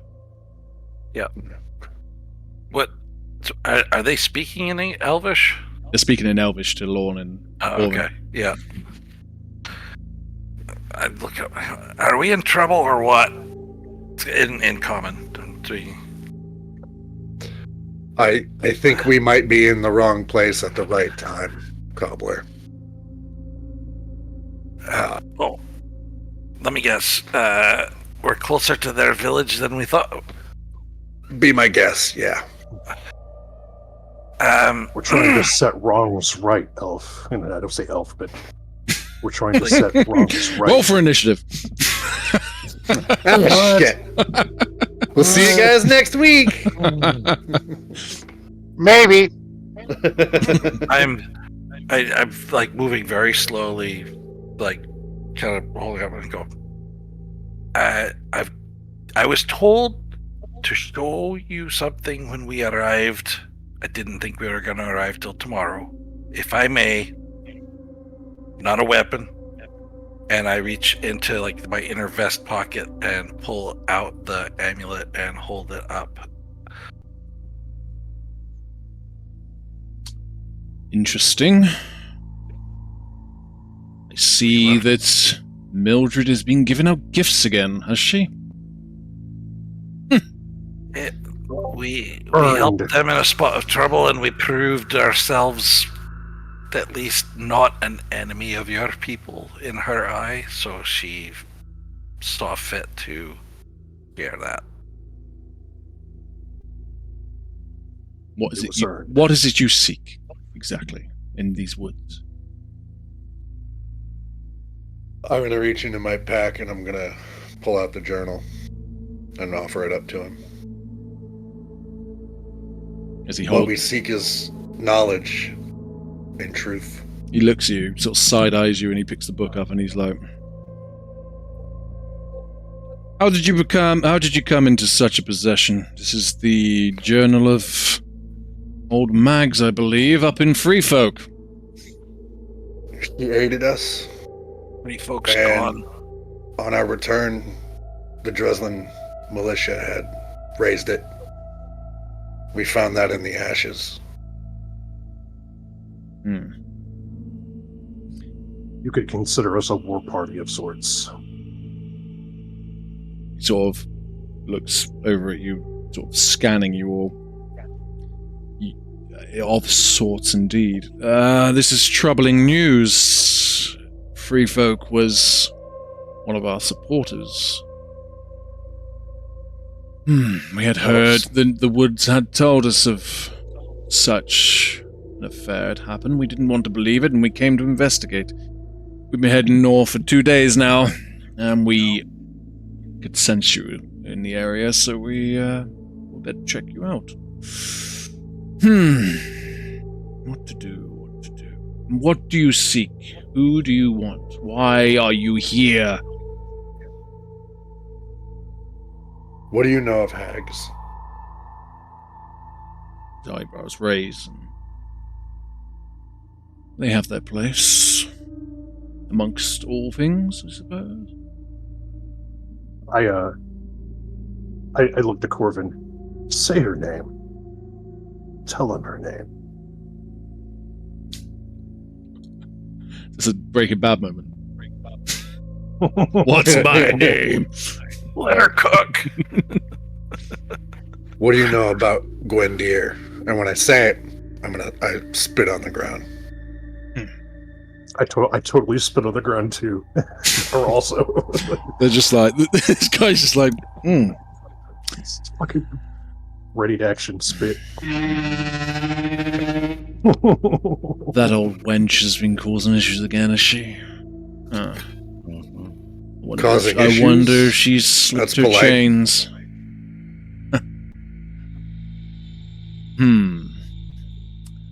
I'm gonna need all of you to get on your knees and drop your weapons. Yeah, my weapons are dropped. I do not never go down picked on my mine knees. I do not recommend resisting. There. Yeah, that's not going to be a thing. I'm not going to fight you, but I'm not bowing to anyone anymore. I'm one of the last survivors of the Four Hills. I'll set I'm my the arrows, Unbroken. and I'll set my bow down, and I'll put my hands behind my back and just kind of stand calmly. Yeah, DM, that was the same. Like, I dropped my weapons. Yep. But I was talking over him, and I do apologize for talking over That's him. it. But yeah, it's I'm Lorne of the Four Hills, one of the last survivors. I'm Don't give a fuck where you're from, elf. I'm never going to bend that knee. I just give him fucking stink eye. With that, the elves come in, and you can see that they are a party of hunting elves. They've got arrows on their back and long sabered blades. We could do this the hard way or the easy way. I recommend doing it the easy way. I need you on your knees, disarmed, so I can blindfold you to take you to our camp to see our elder. I do not trust that any of you will not double-cross us at any point. We have met many elves that are traitors of our own. So I won't trust you until I know you better. On your knees! Alright, Lorne complies when he says that. Begrudgingly. Mm-hmm. Same. I'll do it, but I feel like you've already got a height advantage, so this is just getting bad. It's fucking awkward. With that, you all get hoods put over your head. Your hands are not bound, but you are led through the woods. When you're traveling, you hear the feet around you. You can hear the chinking of armor and chainmail. You can hear the clanging of swords and bows. And as you approach, the hoods are taken off. And you hear in the whisper in the ear from the elf in front. We're here. Any funny business? And I'll put an arrow through your skull. He leads you He leads you down a path, and around you can see a open woodland of huge pine trees standing 100, 150 foot tall. They're thickness and girth of these trees are unimaginable compared to the woodland you have been in. There is one core tree, which is ancient and old, and there are houses and dwellings built all around it. You can hear the laughing of children, the lighting of fires, and the ambience of a enclave in front of you. This will be the next step in your adventures, the hunger. And we will see you in 2 weeks. Yeah. Yes. Nice. Oh, good session. Oh, Good shit. game, gentlemen. Good game. That was great. Oh, fun. I hate to not sit here and gush on everybody because I really want to, but I do have to go. I've got another obligation. No problem at all. Handle what you gotta handle, Man. buddy. It's good seeing you. Yep. Yeah. Good times. I will keep in touch and we'll keep this going, man. I love this group. It's fun. Yeah. So, Yep. have a So good do one, I, guys. yep. Take care. You too. And along with that, I need to get going and hit the No road problem for at all. a few more No hours. problem at all. Thank you, everybody, for came by. Thank you for the raids Right. from Tales of the Initiative. And I can't remember who the other one was. Rollers of Fate. Thank you so much for the raids. Yeah. Thank you for all the follows from everyone today. It's fantastic. We've got another campaign. Tales of Initiative too. Yeah. Yeah. We got another. Awesome. We got another campaign on Thursday this week. Everlorn, which is Mike, is actually the DM. So Everlorn will be back. that's Be on good. Thursday this week at the later time of 9 p.m. CST.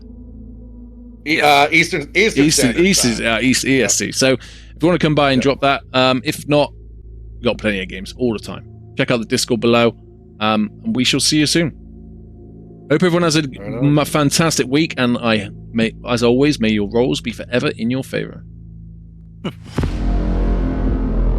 Right on. They work All tonight, right. actually. What's that? I said the rolls were kind of in our favor tonight. Hey, a little bit. A little bit. All right, boys. It was wonderful playing with you. I got to. I also have to bounce on the quick, so I will see you guys very, very soon. Yeah, good game. All right, good game. Yeah, see y'all later. Bye.